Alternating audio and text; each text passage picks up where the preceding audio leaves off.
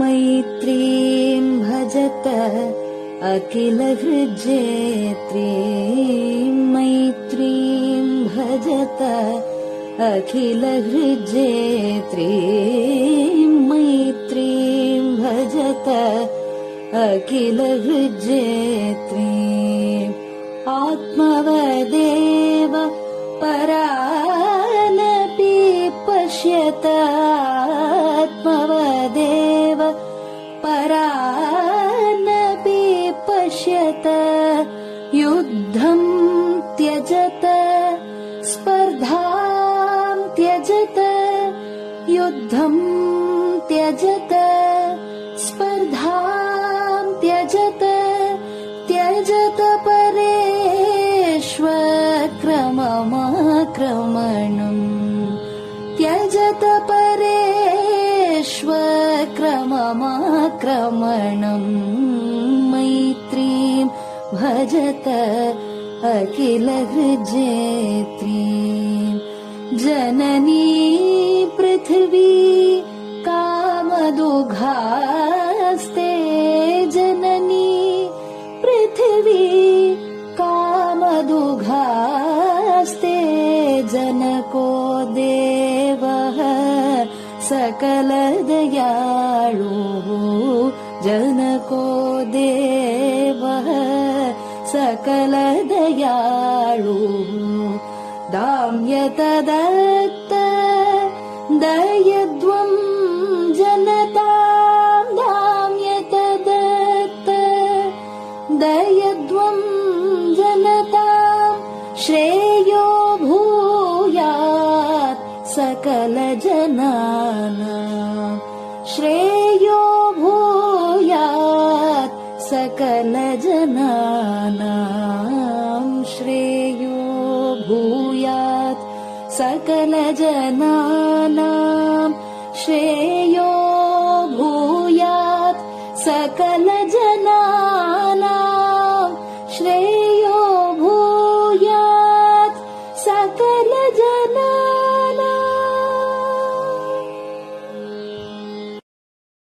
பெரிவாசரணம். மைத்ரீம் பஜத. பாடியவர் குமாரி சிவஸ்ரீ ஸ்கந்தபிரசாத். பெரியவா சரணம். வணக்கம். பெரியவா வானொலியின் காலை நிகழ்ச்சிகளுக்கு உங்களை அன்புடன் வரவேற்கிறோம். முதலில் பெரியவா சுப்பிரபாதம்.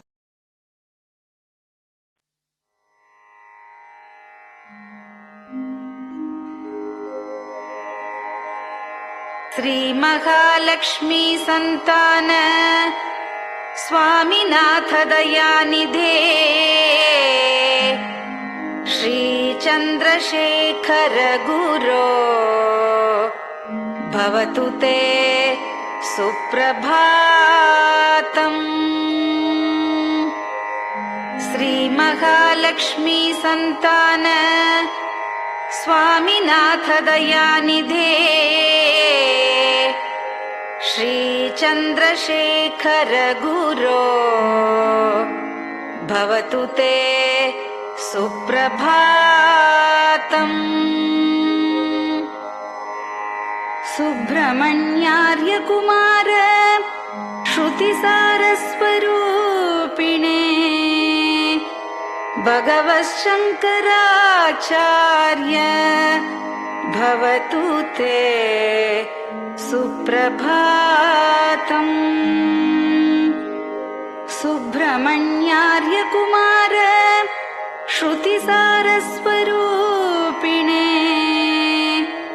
भगवच्छंकराचार्य भवतु ते सुप्रभातम्. उत्तिष्ठ स्वाम्यधिष्ठानात् जगद्गुरु महाप्रभो कामकोटिमठेशाय भवतु ते सुप्रभातम्. उत्तिष्ठ स्वाम्यधिष्ठानात् जगद्गुरु महाप्रभो कामकोटिमटेशाय भवतु ते सुप्रभातम्। निर्गुणाय निर्मलाय मायातीतस्वरूपिणे आत्मविदां वरेण्याय भवतु ते सुप्रभातम्। निर्गुणाय निर्मलाय मायातीतस्वरूपिणे आत्मविदां वरेण्याय भवतु ते सुप्रभातम्। साधुसङ्गसमूहाय सर्वज्ञः सर्वसाक्षिणे सत्यधर्मशरीराय भवतु ते सुप्रभातम्। साधुसङ्गसमूहाय सर्वज्ञः सर्वसाक्षिणे सत्यधर्मशरीराय भवतु ते सुप्रभातम्। वेदशास्त्रसुरक्षार्थं सन्न्यासतिलकान्विते शीघ्रमागच्छ भगवन् देहि मे दिव्यदर्शनम्। वेदशास्त्रसुरक्षार्थं सन्न्यासतिलकान्विते शीघ्रमागच्छ भगवन् देहि मे दिव्यदर्शनम्। निराहारविनिद्राय निर्मोहाय निरञ्जन अप्राकृतशरीराय त्रैलोक्यं मङ्गलं कुरु। निराहारविनिद्राय निर्मोहाय निरञ्जन अप्राकृतशरीराय त्रैलोक्यं मङ्गलं कुरु। सम्पूर्णकल्याणगुण सच्चिदानन्दमद्गुरो अत्यद्भुतचरित्राय त्रैलोक्यं मङ्गलं कुरु। सम्पूर्णकल्याणगुण सच्चिदानन्दमद्गुरो अत्यद्भुतचरित्राय त्रैलोक्यं मङ्गलं कुरु। आदिमध्यान्तरहित चराचरमयान्विते अद्भुताय अशोकाय त्रैलोक्यं मङ्गलं कुरु। आदिमध्यान्तरहित चराचरमयान्विते अद्भुताय अशोकाय त्रैलोक्यं मङ्गलं कुरु। यस्य निःश्वसितं वेदाः शरीरं धर्ममेव च तस्य सद्गुरुवर्यस्य कीर्तिः वर्धतु वर्धतु।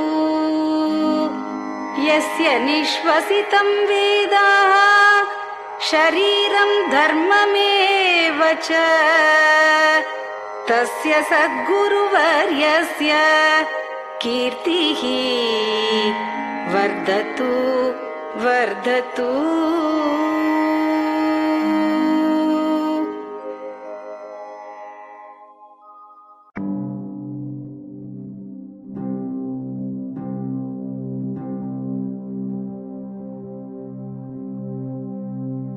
हर हर शङ्कर जय जय शङ्कर हर हर शङ्कर जय जय शङ्कर हर हर शङ्कर जय जय शङ्कर हर हर शङ्करा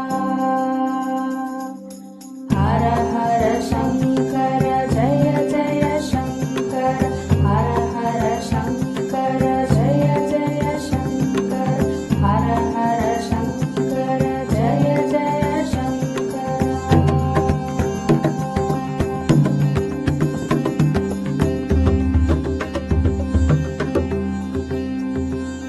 श्रुति स्मृति पुराणानाम् आलयं करुणालयं नमामि भगवत्पादं शङ्करं लोकशङ्करं श्रुति स्मृति पुराणानाम् आलयं करुणालयं नमामि भगवत्पादं शङ्करं लोकशङ्करम् हर हर शङ्कर जय जय शङ्कर हर हर शङ्कर जय जय शङ्कर हर हर शङ्कर जय जय शङ्कर हर हर शङ्करा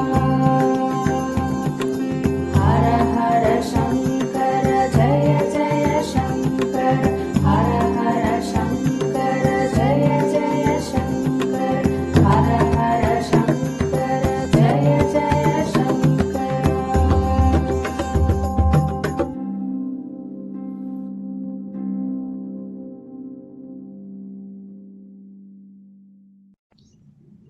பெரியவாச்சரணம்.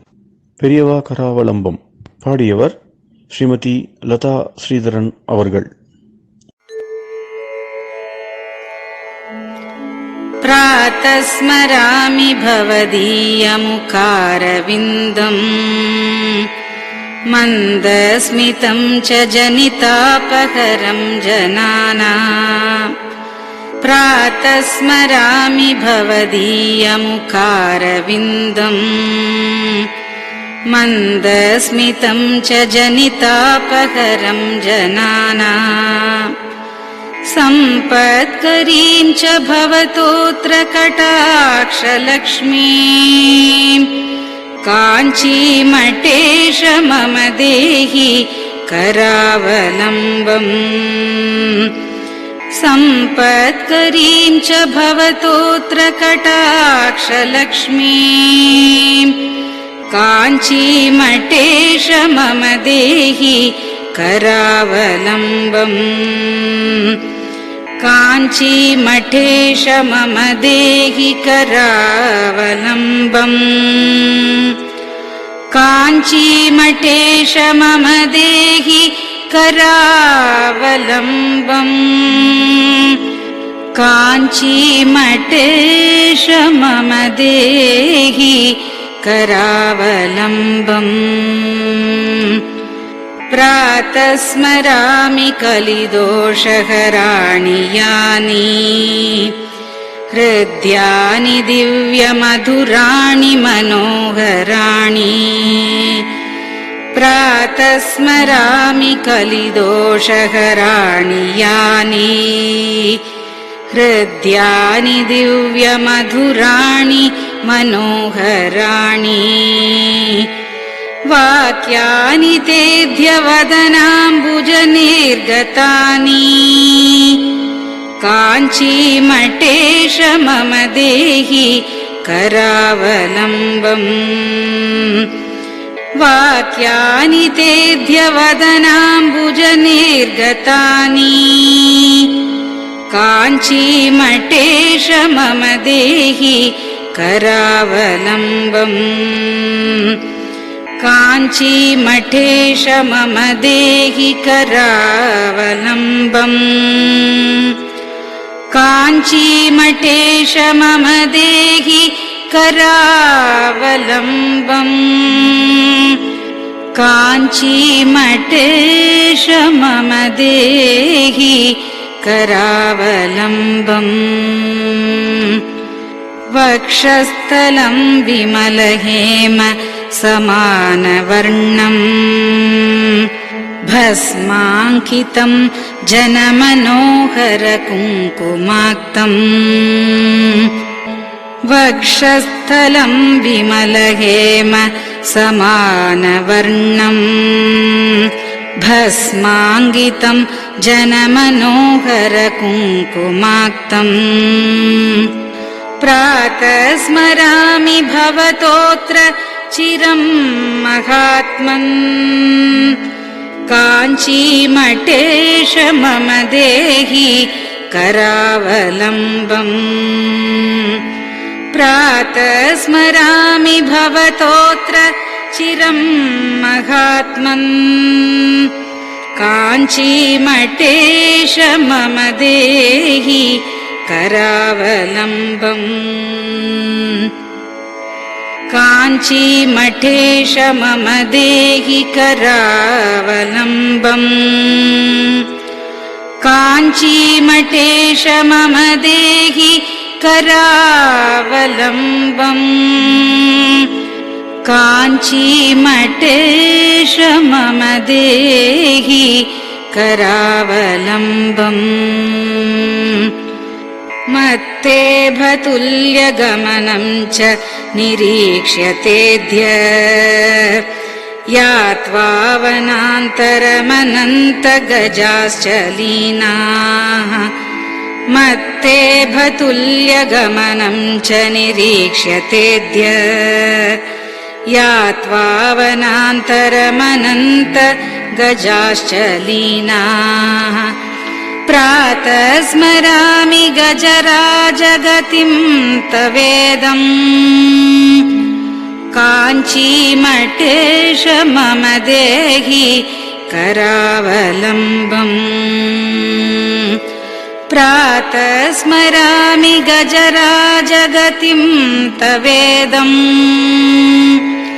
काञ्चीमठेश मम देहि करावलम्बम् काञ्चीमठेश मम देहि करावलम्बम् काञ्चीमठेश मम देहि करावलम्बम् काञ्चीमठेश मम देहि करावलम्बम् दक्षेण दण्डमवलम्ब्य सदैतरेण हस्तेन चारुकलशं च विराजमानम् दक्षेण दण्डमवलम्ब्य सदैतरेण हस्तेन चारुकलशं च विराजमानम् रक्ताम्बरं च तव चारु कटिं स्मरामि काञ्चीमठेश मम देहि करावलम्बम् रक्ताम्बरं च तव चारु कटिं स्मरामि काञ्चीमठेश मम देहि करावलम्बम् काञ्चीमठेश मम देहि करावलम्बम् काञ्चीमठेश मम देहि करावलम्बम् काञ्चीमठेश मम देहि करावलम्बम् विस्मृत्य दोषमखिलं च ममापराधम् त्रातुं च याध्य भगवन् कृतबद्ध दीक्षा विस्मृत्य दोषमखिलं च ममापराधम् त्रातुं च याध्य भगवन् कृतबद्ध दीक्षा प्रातः स्मरामि यति पुङ्गवतेऽनुकम्पाम् काञ्चीमठेश मम देहि करावलम्बम् प्रातः स्मरामि यतिपुङ्गव तेऽनुकम्पाम् काञ्चीमठेश मम देहि करावलम्बम् काञ्चीमठेश मम देहि करावलम्बम् काञ्चीमठेश मम देहि करावलम्बम् काञ्चीमठेश मम देहि करावलम्बम् प्रातः स्मरामि भवदीय पदारविन्दम् यस्मात् प्रयान्ति दुरितानि महान्ति तानि प्रातः स्मरामि भवदीय पदारविन्दम् यस्मात् प्रयान्ति दुरितानि महान्ति तानि आयान्ति तानि मुहुरुद्य सुमङ्गलानि काञ्चीमठेश मम देहि करावलम्बम् आयान्ति तानि मुहुरुद्य सुमङ्गलानि काञ्चीमठेश मम देहि करावलम्बम् काञ्चीमठेश मम देहि करावलम्बम् काञ्चीमठेश मम देहि करावलम्बम् काञ्चीमठेश मम देहि करावलम्बम् स्नानाश्च पानाश्च निषेवणाश्च ध्यानाश्च पापानिलयं प्रयान्ति स्नानाश्च पानाश्च निषेवणाश्च ध्यानाश्च पापानिलयं प्रयान्ति हे तीर्थपादानुसवं पदं ते तीर्थं च तीर्थीकरणं भजामि हे तीर्थपादानुसवं पदं ते तीर्थं च तीर्थीकरणं भजामि काञ्चीमठेश मम देहि करावलम्बम् काञ्चीमठेश मम देहि करावलम्बम्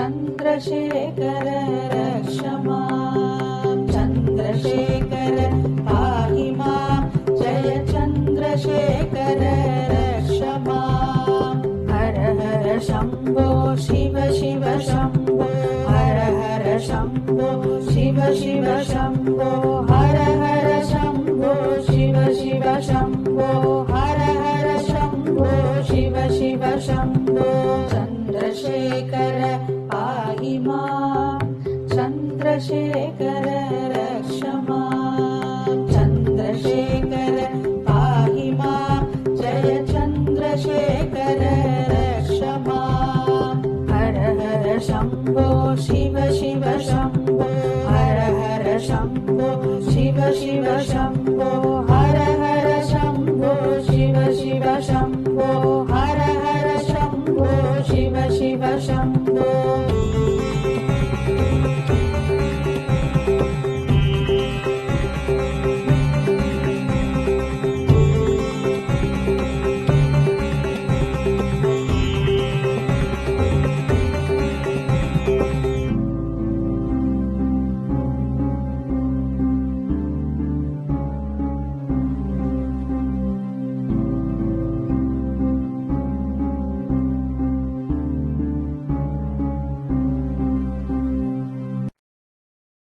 பெரியவா சரணம். நீங்கள் கேட்க இருப்பது பெரியவா குரல். மகா பெரியவா உபன்யாசங்களில் இருந்து சில பகுதிகள். நமः பார்வதி பதயே. கோவிந்தநாம கீர்த்தனம். மதங்கள் இருக்கு மனுஷ இடத்துல. இப்ப முக்கியமா ஒரு மதத்துக்குள்ளேயே, ஒரு பெரிய மதத்துக்குள்ளேயே அநேக கிளைகள் இருக்கு. வெள்ளக்கார எல்லாரும் முக்கியமான மதம் கிறிஸ்துவ மதம்னு வச்சுட்டு இருக்கேன். இப்ப நம்ம தேசத்துலயும் அநேகம் பேர் வெள்ளக்காரர்களுடைய ராஜ்யம் ஏற்பட்ட நாள் முதற்கொண்டு ஒரு 300 வருஷத்துக்குள்ள அநேகம் பேர் அந்த மதத்துல சேர்ந்திருக்கா. அந்த கிறிஸ்தவ மதத்துலயும் ரெண்டு மூணு மதம் இருக்கு. கேத்தலிக் ஒண்ணு, ப்ராட்டஸ்டன்ட் ஒண்ணு, கிரீக் சர்ச்சுன்னு ஒண்ணு. ரஷ்யாவெல்லாம் அந்த மதம் தான் ஜாஸ்தி. இப்போ ஒரு வாரத்துக்கு வந்து இந்த கிரீக் சர்ச்சுன்னு ஒரு மதம் கிரீஸ்ல அதிகமா இருந்ததுங்கிறதுனால இதுக்கு கிரீக் சர்ச்சுன்னு பேர் வேணும் தெரியல. அந்த மதத்தை சேர்ந்ததான் ஒரு பால்யம், ஒரு 30 வயசு இருக்கும். அவன் இப்போ ருமேனியாவில இருந்து வந்திருந்தான். அவன் சம்ஸ்கிருதம் படிச்சுக்கிறதுக்காக பனாரஸ்ல காசியில இருக்கான். படிக்கிறான். இப்போ அவன் வந்திருந்தான் இங்க. நான் கூட இங்க கொள்ளையில போய் பார்த்தேன். அவன் இப்போ ருமேனியாவில இருந்து ஒரு கூட்டத்தார் ஒருத்தர் வந்திருந்தா ராஜாங்க சம்பந்தமா இங்க வந்துட்டு அப்புறம் சிலோனுக்கு போனாவ. அந்த கூட்டத்தால வந்திருக்கானோன்ட்டு நான் நினைச்சிட்டு இருந்தேன் முதல்ல வரப்போ. அவன் அந்த கூட்டத்துல இல்லை. அவன் இங்கேயே வந்து ஒரு வருஷம் ஆச்சு, 2 வருஷம் ஆச்சு. இங்கேயே சமஸ்கிருதம் படிக்கிறதுக்காக அவன் வந்திருக்கான். இப்போ இவாளெல்லாம் பட்டணத்துக்கு வரப்போ அவ தேசத்தார் வந்திருக்காளேங்கிறதுக்காக அந்த கூட்டத்தோட பட்டணம் பார்த்துட்டு போகலாம்ட்டு இங்க வந்திருந்தான். அவன் ஒரு கிறிஸ்துவ மதத்தை சேர்ந்தவன் தான். அவன் அந்த தேசங்கள்லாம் வெள்ளக்கார தேசம் முழுக்க கிறிஸ்துவ மதம் தான் அநேகமா இருக்கு. அதுல அவன் கிறிஸ்துவ மதம் தான். அப்புறம் இன்னும் 2 வருஷம் இங்க படிக்க போறேன் சமஸ்கிருதம் அப்படின்னு சொன்னேன். அப்போ அங்க எங்க இருக்கேன்னு கேட்டேன். அவன் வந்து எங்க கிரீக் சர்ச் மத பிரகாரம் விழிச்சதுன்னா கிறிஸ்துவர்களுக்குள்ள இந்த கிரீக் சர்ச்சுன்னு ஒரு பிரிவு. அது இந்த கிரீக் சர்ச் மதப்படி இந்த அங்க மலைகள் இருக்கு. ருமேனியாவில் அந்த மதம் கொஞ்சம் அதிகம். இந்த கிரீக் சர்ச்சை சேர்ந்த கிறிஸ்துவால் அதிகம். மலைகள் இருக்கு. அங்க காடுகள் நடுவில் மலைகள் இருக்கு. அந்த மலைகள்ல சொத்தே கொஞ்சம் கூட வச்சுக்க கூடாதுன்னுட்டு அவளுக்கு முதல்ல பாவர்ட்டி, அதுதான் முதல் கண்டிஷன். அந்த கிரீக் சர்ச்சில் இருக்க முடியாத சாமியார்கள் மாதிரி இங்கே நாம் துறவரங்கள் அந்த மாதிரி துறவிகளாக போயிட வேண்டியது. துறவிகளாக போயிட்டால் அந்த மலைகளுக்குள்ள முடியாத குகைகள்லேயே இருக்கணும். அதை சுற்றி காடு இருக்கும். அந்த காட்டுக்குள்ள கவர்மெண்ட், அந்த தேசத்து கவர்மெண்ட்டுக்காராலும் அதை கொஞ்சம் ஆதரிச்சிருக்கா. அவள் வேணும்னா பிச்சை தான் வாங்கணும். பக்கத்தில் இருக்கிற ஊர்களில் போய் பிச்சை வாங்கணும். ஆனால் அப்படி விடுறது இல்லை. அந்த பக்கத்தில் இருக்கிற இப்படி இருக்காங்கிறது தெரிஞ்சுட்டு பக்கத்தில் இருக்கிற கிராமத்தாரெல்லாம் வந்து அவளுக்கு ஏதோ ஆகாரத்துக்கு வேண்டியதை அங்கே ஒன்று கொடுத்துட்டு போயிடுறா. அந்த குகைகளில் காடுகளில் கவர்மெண்ட்ல என்ன பண்ணியிருக்காருன்னா, அந்த மதத்தினுடைய சட்டம், அந்த கிரீக் சர்ச்சினுடைய சட்டம், இவ வசிக்க முடியாத அந்த இதுகளுக்குள்ள, இவ இந்த துறைகள் வசிக்க முடியாத இடங்களுக்குள்ள ஸ்திரீகள் வரக்கூடாது. அந்த இடத்துல ஸ்திரீகளே வரக்கூடாது. அவன் இன்னும் அதிகமா சொன்னான், ஸ்திரீகள்னா மனுஷ ஸ்திரீகள் மாத்திரம் இல்லை, எந்த பிராணியிலையும் ஸ்திரீ பிராணி அந்த உள்ளுக்குள்ள வரக்கூடாது. ஃபெமினைன் செக்ஸ்ன்னு இருக்கிற எந்த பிராணியும் அனிமல்ஸாக இருந்தாலும் அதுக்குள்ள அலோவ் பண்றது கிடையாது அப்படின்னுட்டு அவன் சொன்னான். அப்புறம் இங்கேருந்து எப்போ ஊருக்கு போறேன் அப்படின்னு கேட்டேன். அவன் வந்து இன்னும் 2 வருஷம் இந்த படிப்பு இருக்கு எனக்கு, சமஸ்கிருதம் என்ன படிச்சுக்கிறதுக்கு.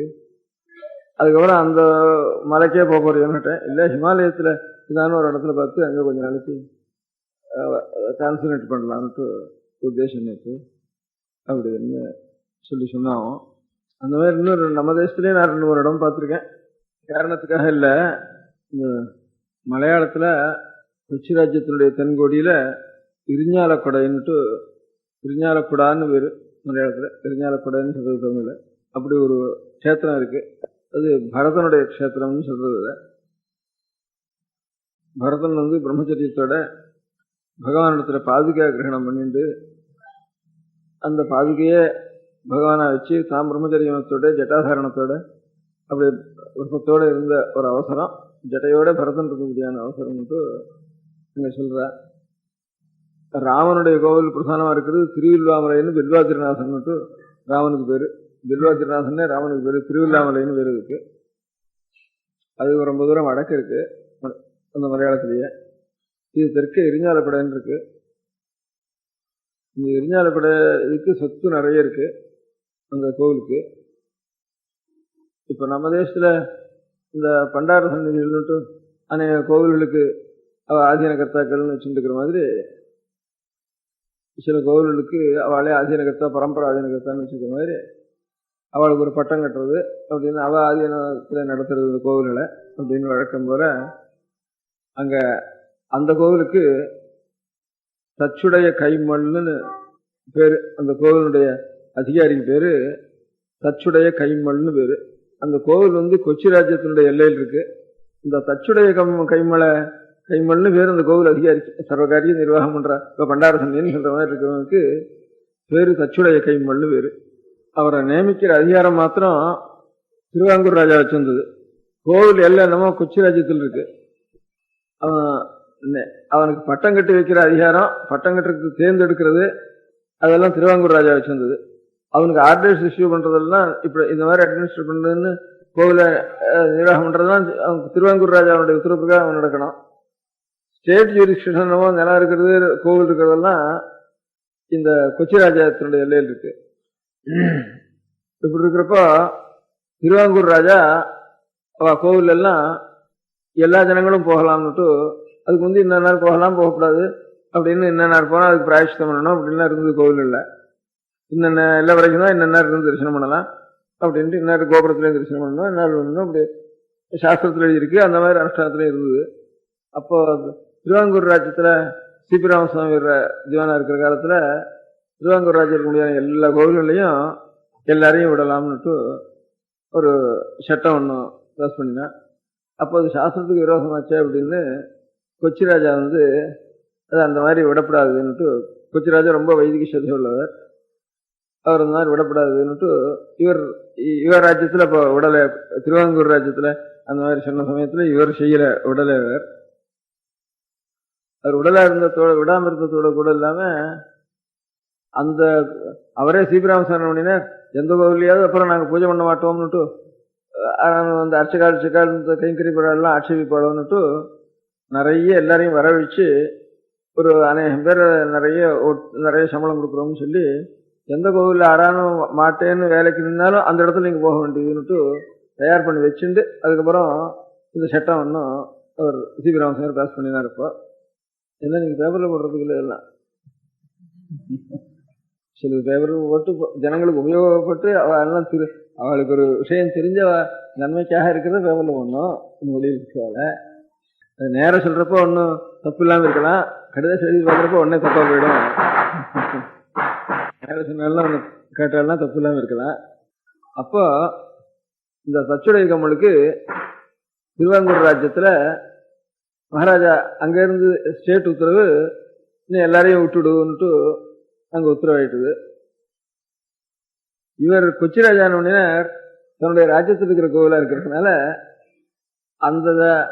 அந்த திருவாங்கூர் கோவிலில் எல்லாரையும் விடலாம்னு சொன்ன கோவிலில் 6வது பூஜை பண்ணினா கூட அவ வந்து இங்கே பூஜை பண்ணக்கூடாது, இங்கே பூஜை பண்ணினா இந்த கோவிலுக்கு பிராயஷ்டம் பண்ணணும் அப்படின்னுட்டு கொச்சி ராஜா இப்படி ஏற்பாடு பண்ணிட்டு இருந்தார்.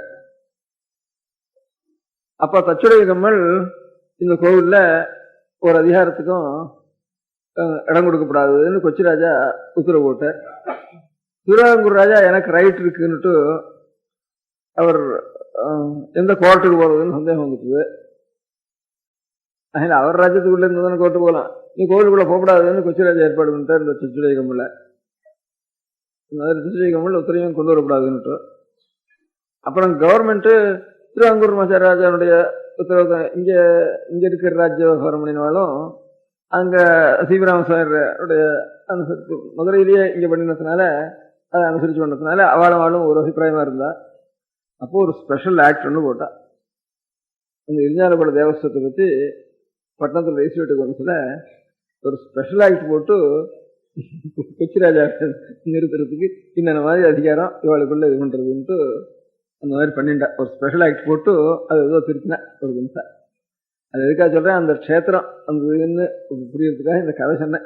அவ்வளவு முக்கியமான க்ஷேத்திரம்னு அந்த ஒரு கோவிலுக்காக ஸ்பெஷல் ஆக்ட் மெட்ராஸ் ரெஜிஸ்ட்ரேட்டிவ் கவுன்சில்ல போட்டா அந்த காலத்துல இரிஞ்சாலக்குட. நீங்க வரான்னு கேட்டுக்கல, நீங்க கேட்டுக்கிட ராமகிருஷ்ணய நீங்க கேட்டுக்கல கோவிலுக்கு இந்த இரிஞ்சாலக்குட இந்த ஸ்டேட்ல ஸ்பெஷல் ஆக்ட் ரெஜிஸ்ட்ரேட்டிவ் கவுன்சில் போட்டான்னு தெரியாது உங்களுக்கு. இதுக்காக அந்த தேவஸ்வத்துக்காக அந்த சமயத்துல ஸ்பெஷலா எமர்ஜென்சி ஆக்ட் ஒன்றும் போட்டா அந்த சமயத்துல. அது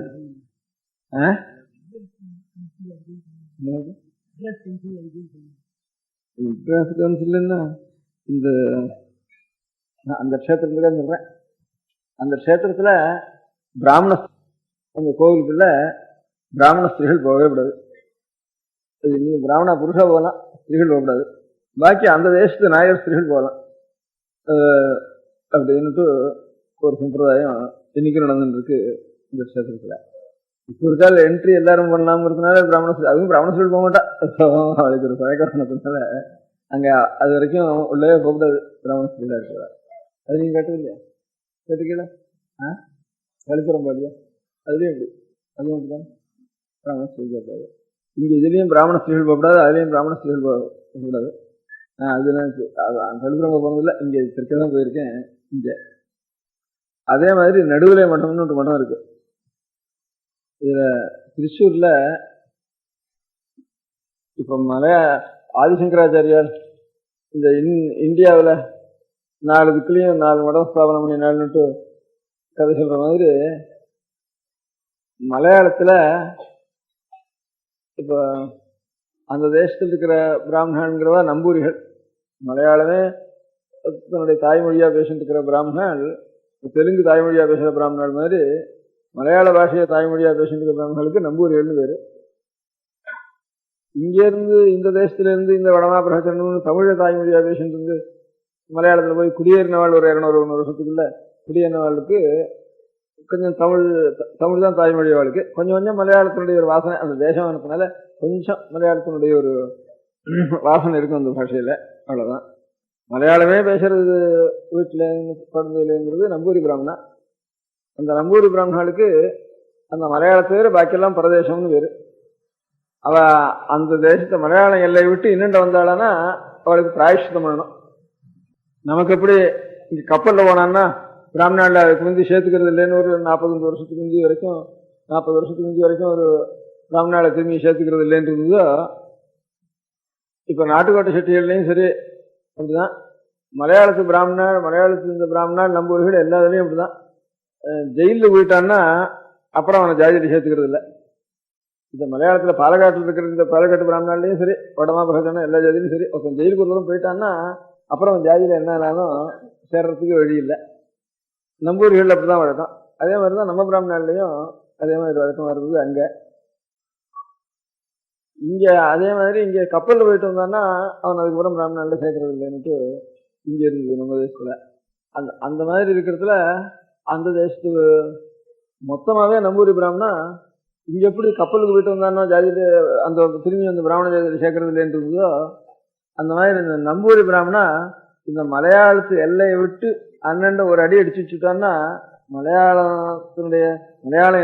எந்த தேசத்துல பேசப்படுறதோ தேசம் மொத்தமா ரீஜனல் லாங்குவேஜ்ல சொல்றாள் தேச பாஷையாக அதை விட்டு இன்னண்ட ஒரு அடி எடுத்து வச்சுட்டான்னா வாழையாறுன்னு பேர் ஒரு நதி போறதுங்க அங்க அதே மாதிரி கன்னியாகுமரிக்கு இன்னண்ட ஒரு அடி எடுத்து வச்சுட்டான்னா அப்புறம் அவனா அந்த ஜாதியில சேர்க்க மாட்டான். அப்படி இருந்து ஒரு 100 வருஷத்துக்கு இருக்கு. அது அப்படியே ஒரு ஆயிரக்கணக்கான வருஷங்கள் அப்படி நடந்துட்டு இருக்கு. பரதேசம்னு பேரு. பரதேசம் போயிட்டான்னா அந்த அந்த நம்பூரி பிராமணன் பிரஷ்டன்னு வச்சுட்டு இருந்தா. அப்போ அவளுக்கு காசிக்கு போகணும், ராமேஸ்வரத்துக்கு போகணும், அதுக்கப்புறம் கயைக்கு போகணும், மதுரைக்கு போகணும், பிருந்தாவனத்துக்கு போகணும், கங்காஸ்தானம் பண்ணணும். இதுக்கெல்லாம் என்ன பண்றது அப்படிங்கிறப்போ அந்த மலையாளத்துக்குள்ள ஒரு க்ஷேத்திரம், காசி க்ஷேத்திரம், இங்க அன்னபூர்ணா க்ஷேத்திரம், அதே மாதிரி ஒரு கய பிண்டம் போட்டதுக்கு ஒரு க்ஷேத்திரம், அது மாதிரி ஒரு கங்கை, சரகங்கைன்னு ஒரு கங்கை, இவ்வளவையும் பரசுராமர் தான் அந்த மலையாள பூமிங்கிறத உண்டு பண்ணினார்னு அவளுடைய புராணம். அவர் என்னது உனக்கு காசி, என்னது பிரயாக, என்னது கங்கை, என்னது அன்னபூர்ணன்ட்டு ஒவ்வொன்றுக்கும் இடம் தனித்தனியாக ஏற்பாடு பண்ணிட்டாள்னுட்டு. இப்போ நான் இதுக்கு முந்தி பார்த்துருக்கேன். இதுக்கு நமக்கு இங்க இருந்த 3வது ஆச்சாரியாளா மடத்துல இருந்த ஆச்சாரியால் அப்போ அந்த 96 அக்ரஹாரத்தாரும் நாங்கள் இந்த தேசத்துலேருந்து போயிட்டோம், சோழ தேசத்துலேருந்து போயிருக்கோம். எங்களுக்கு அதுக்கப்புறம் ஒரு ஆச்சாரியால் வரது இருந்ததுன்னு ரொம்ப தூரமாயிட்டு இருந்தாலும் இல்லாமல் இருந்ததுன்ட்டு 96 அக்ரஹாரத்தாரும் அவங்க காரிக்காரன் இருந்தால் அந்த காலத்தில் இப்போ அந்த வம்சத்தில் இருக்கா. இப்போ இந்த பிரசித்தி காலேஜில் டிரான்ஸ்ஃபர் பண்ணிட்டு அந்த சாமானிட்டு அந்த காரிக்கார வம்சத்தில் ஆகும். அவன் காரிக்காரெல்லாம் பிரார்த்திச்சு அழிச்சுன்னு போனா. அப்போ ஏதானும் தீர்த்த யாத்திரை பிரசங்கம் இருந்தால் தான் கேரளத்துக்கு போகலாம்னு ஒரு சாஸ்திரம் இருந்தது. அப்போ சரகங்கைன்னு ஒன்று இருக்கு. ஒரு இதுலேருந்து ஒரு கிணத்துலேருந்து ஜலம் உப்பி அது மட்டும் வெளியில கிணத்துலேருந்து வெளியில் போயிட்டே இருக்கு. ஒரு இதில் ஒரு கிணத்துல இங்கேருந்து உலகக்கோட்டிலேருந்து பாலக்காட்டுக்கு போகிற வழியிலே இருக்குது. சரகங்கைன்னு இருக்கு பேரு. அதில் எழுதியிருப்பே சரகங்காதி தீர்த்த ஸ்நானார்த்தமாகன்னு ஸ்ரீமுகத்தில் எழுதியிருந்து. அந்த ஊர்களில் நாம் போய் பார்க்குறப்ப மலையாளத்தில் மடத்துலேருந்து அப்பா ஒரு 70 சுத்தி கொடுத்த ஸ்ரீமுகத்தில் சரகங்காதி தீர்த்த யாத்திரைக்கு எழுதியிருந்ததில்லை. இதை பிரார்த்திச்சதுக்காக ஒரு தீர்த்த ஸ்நானார்த்தமாக தான் போகணும் அந்த தேசத்துக்குன்னுட்டு. அவளுக்கு இப்படி பரதேசமோ அந்த மாதிரி நமக்கும் ஒரு புண்ணிய தீர்த்த ஸ்நானங்கிறத தவிர லௌகிகமாக போகக்கூடாதுன்னுட்டு நமக்கும் ஒரு விதி இருந்ததுனால அப்படி எழுதிருந்தது. சரகங்காதி தீர்த்தம் அதை விசாரிச்சு சமயாசத்தை விசாரிச்சு அந்த மாதிரி எழுதி வச்சிருந்தார். சரகங்காதி தீர்த்த ஸ்நானத்தை. அப்போ அதனால என்ன சொல்றேன், இங்க என்னென்ன நம்பூர்கள் பரதேசத்துக்கு வந்தா அவளுக்கு பிரஷ்டம்னு இருந்ததுனால எல்லா தீர்த்தங்களும் பரசுராமர் எல்லா க்ஷேத்திரம் தீர்த்தம் எல்லாம் அங்கே வச்சுட்டார். அப்போ அந்த நம்பூரி பிராமணாளுக்கு ஆச்சாரிய பீடம் ஆச்சாரிய பீட்டம்னா அப்போ இவ இங்கே வரக்கூடாது, தரிசனம் பண்ணக்கூடாது. ஆச்சாரியா 4 திக்கில் 4 மடம் ஸ்தாபிச்சிருக்கா. அப்போ இந்த மலையாளத்துக்கு என்ன பண்ணுறது அப்படிங்கிறப்போ இப்போ கொச்சின் ஸ்டேட் இருக்காட்டுலையும் வச்சுருக்கிறதுல ஆச்சாரியால் அங்கே திரும்பியும் திக்விஜயமணின்னு தாயாருக்கு கைத்தறியம் பண்ணுறதுக்காக ஆச்சாரியால் அங்கே வர்றது காலத்தில் இன்னொன்று சொல்கிறது மறந்து விட்டேன். இந்த சரகங்கையை பற்றி நான் நேராக போய் தரிசனம் பண்ணேன். ஒரு தீபாவளி அன்னைக்கு கங்காஸ்தானம் பண்ணுறதுன்னு வழக்கம். தீபாவளி அன்னைக்கு எண்ணெய் தேய்ச்சுட்டு அதுக்கப்புறம் இன்னொரு தீர்த்தத்தில் வெடியறதுக்கு ஸ்நானம் பண்ணிடணும். அதுக்காக வடசேரின்னுட்டு இங்கே கஞ்சிக்கோடுன்னு ஒன்று இருக்கு. ஒரு கஞ்சிக்கோடு ஸ்டேஷனா கஞ்சிக்கோடுன்னு ஒன்று இருக்கு. அதுக்கு அடுத்தது பாலக்காடு அஞ்சாறு மேற்குள்ள இருக்கு. பாலக்காட்டம் அப்புறம் தான் மரடை இல்லை உழவு கோட்டுக்கு அப்புறம் தான் கஞ்சிக்கோடு. அங்கேருந்து வரப்போ சொல்லுங்க, இங்கேருந்து போறப்போ ஆமா உழவு கோடாங்க. இந்த ஊர் இந்த நீலகிரி போற ஊருக்கு பேர் என்ன? போத்தனூர் நிமிஷம். போத்தனூர் தாண்டினதுக்கு அப்புறம் தான் ஒரு 2 ஸ்டேஷன் கழிச்சு அப்புறம் கஞ்சிக்கோடு போகணும். வாழையார் தான் எல்லைன்னு பேரு. வாழையாருக்கு அக்கறையில மழை பெய்யும், இக்கரையில மழை பெய்யாதுன்னு சொல்ற வழக்கம். அந்த சரகங்கைன்னு நம்ம சிவமுகத்தில் எழுதியிருந்தது. ஆனா சரகங்கையை நான் நேர இன்னைக்கு வடசேரின்னு ஒரு வடசேரி மன்னாடியார்னு ஒரு பெரிய எஸ்டேட் ஒன்று இருக்கு. அந்த வடசேரி மன்னாடியார் இதில் நான் நவராத்திரியும் இருந்துட்டு தீபாவளிக்கும் இருக்கிறதாவில் அது வரைக்கும் அங்கே இருந்தேன். தீபாவளிக்கு பக்கத்தில் சரகங்கை இருக்குதுன்னு எழுதியிருக்கேன். அந்த சரகங்கைக்கு தீபாவளி கங்காஸ்நானத்துக்காக போகலாம்னுட்டு நான் புரட்டு போனேன்.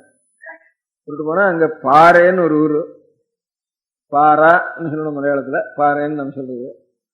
அங்கே நம்ம தேசத்து சைவாள் வெள்ளாடாலும் இருக்காங்க. நாயர் குடும்பங்கள் இருக்கு, நாயர்கள் இருக்கு அந்த ஊர்ல. அந்த ஊருக்கு பாறைன்னு எதனால பேருன்னு கேட்டா, அந்த ஊர் முழுக்க ஒரே பாறையா இருக்கு, மலை இல்ல, ஒரு பூமி முழுக்க ஒரு மண்ணுன்னு வேற தனிகள் இல்லை, ஒண்ணு கிடையாது, ஒரு பாறை அந்த ஊர் முழுக்க. எல்லாம் அந்த பாறை மேலதான் வீடு வீடு எல்லாம் கட்டிட்டு ஊர் எவ்வளவு அகலம் இருக்கும்னு அர்த்தம், அவ்வளவும் ஒரே பாறை. அதனால ஊருக்கே பாறைன்னு பேரு, பாறான்னு பேரு. அந்த பாறையில ஒரு கிணறு ஒன்று இருக்கு. அந்த கிணத்துல தீர்த்தம் எப்ப பார்த்தாலும் நிறைய இருக்கு, மேல ஏறிண்டே இருக்கு. பூமி லெவலுக்கு காட்டிலும் வசரமா இருக்கு அந்த கிணத்துல இருக்கிற லெவல். அதனால அங்க இருந்து கீழே ஒரு நந்தி முகம் வச்சு ஒரு ஓட்டை பண்ணினோம்னா வெளியில ஓடிண்டே இருக்கு தீர்த்தம். அங்க இருந்து ஜலம் ஓடிண்டே இருக்கு. ஜலம் அது ஒரு வாச்சா மாதிரி அந்த கணத்துல இருந்து கொஞ்சம் மேல் லெவல் இருக்கு, பூமி இன்னும் பாறை கொஞ்சம் கீழ் லெவல் இருக்கு. அதுல இருந்து ஓட்ட பண்ணினா இதுக்கு வந்து எப்ப பார்த்தாலும் ஒரு வாச்சா ஓடிண்டே இருக்கு. அதே மாதிரி இங்க தக்கோலம்னு ஒரு ஸ்டேஷன் இருக்கு. தக்கோலத்துல ஒரு பெரிய சிவாலயம் இருக்கு, தக்கோலம் சிவாலயம். சிவாலயத்தையும் நந்தி கங்காபுரம்னு இருக்கு. அதுக்கு எப்ப பார்த்தாலும் நந்தியினுடைய முகத்திலேருந்து, சுவாமியினுடைய சந்தியில ஒரு நந்தியினுடைய முகத்திலேருந்து எப்பவும் தீர்த்தம் வந்துட்டே இருக்கு. மலையில கூட ஒன்றும் இல்லை, இங்க அரகோணத்துக்கு அடுத்த தென்னண்ட ஸ்டேஷன். அந்த மாதிரி இங்க ஒன்று பார்த்தேன்னா தக்கோலத்துல ஒரு நந்தியினுடைய முகத்திலேருந்து வருது. அங்கேயும் அதே மாதிரி ஒரு ஒரு கணத்துல இருந்து தீர்த்தம் ஓடிண்டே இருக்கு. அப்புறம் கேரளோத்பத்தின்னுட்டு ஒரு புராணம் ஒன்று இருந்தது. அந்த புராணத்துல இந்த சரகங்கையினுடைய உற்பத்தி சொல்லியிருந்தது. அது கொஞ்சம் வேடிக்கையா இருந்தது. அந்த சரகங்கையினுடைய ஒரு உற்பத்தி சொன்னது. லட்சுமணரும் காட்டுக்கு போறப்போ கேரளோத்பத்தின்னு புத்தகம் எழுதிருந்தது. ஆனா கேரளத்தை பத்தி கொஞ்சம் தூஷிச்ச நிந்திக்க மாதிரி தான் அந்த கதையில் இருந்தது. கேரளத்துல இருக்கு, கேரள அக்ஷரத்துல மரளாய அக்ஷரத்துல இருக்கு அந்த புத்தகம். கேரளத்துல இருக்கு அந்த கேரளோத்பத்தி, கேரளத்துடைய மகாத்மியம் தான் அது. கேரளம் எப்படி உற்பத்தி ஆச்சுங்கிற கதை. அதுல சரகங்கோத்பத்தியை பத்தி ஒரு அத்தியாயம் இருக்கு. அந்த சரகங்கோத்பத்தியை பத்தி அத்தியாயம் என்ன இருக்குன்னாக்கா, ராமரும் லட்சுமணரும் அப்படியே வனவாசம் பண்ணிட்டே வந்தாலாம் காட்டுக்கு.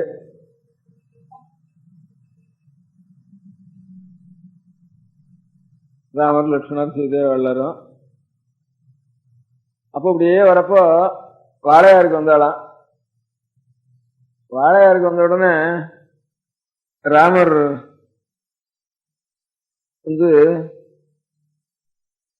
ஸ்நானம் பண்ணிட்டு மரவரி எல்லாம்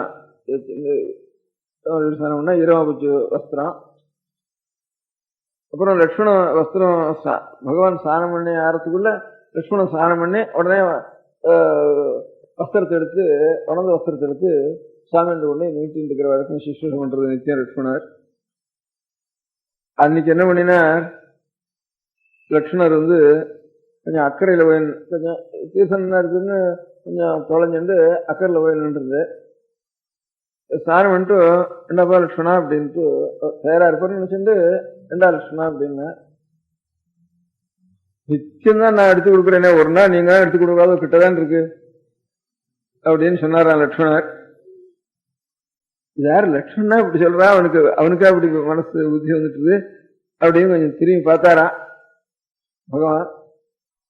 உடனே லட்சுமணா போர்னு கதறிண்டு வந்து காலில் விழுந்து, என்ன என்ன பார்ப்போமோ தெரியல, எனக்கு இப்பேற்பட்ட ஒரு பெரிய மகாபசாரம் நேர்ந்து போச்சு, எனக்கு யாருக்கு சிசுரம் பண்றதுக்காக நான் வந்தேனோ அப்பேற்பட்ட இடத்துல உங்களுக்கு என்ன இதெல்லாம் ஒண்ணும் கிடையாது, எனக்கு என்ன நான் மகாபாபியா போயிட்டேன், இதை காட்டிலும் பார்த்துக்க கிடையாது அப்படின்னு ஹோர்னு வந்திருந்தோம். அப்புறம் தியானத்துல பகவான் பார்த்துட்டு, அப்பா கிருஷ்ணா உன்னுடைய தோஷம் இல்லையாது, இது நாம் அகம்ய தேசம், அவ இங்க வரக்கூடாதுங்கிற மாதிரி நாம அந்த இடத்துல போகக்கூடாது. அந்த போன உடனே சித்தத்துல ஒரு வித்தியாசம் ஏற்பட்டு போச்சு, அந்த சித்த வித்தியாசத்தினால ஏற்பட்ட தோஷம் அது அக்கறை கேரளம், கேரளத்திலே இருக்குது அக்கறை கேரளம்.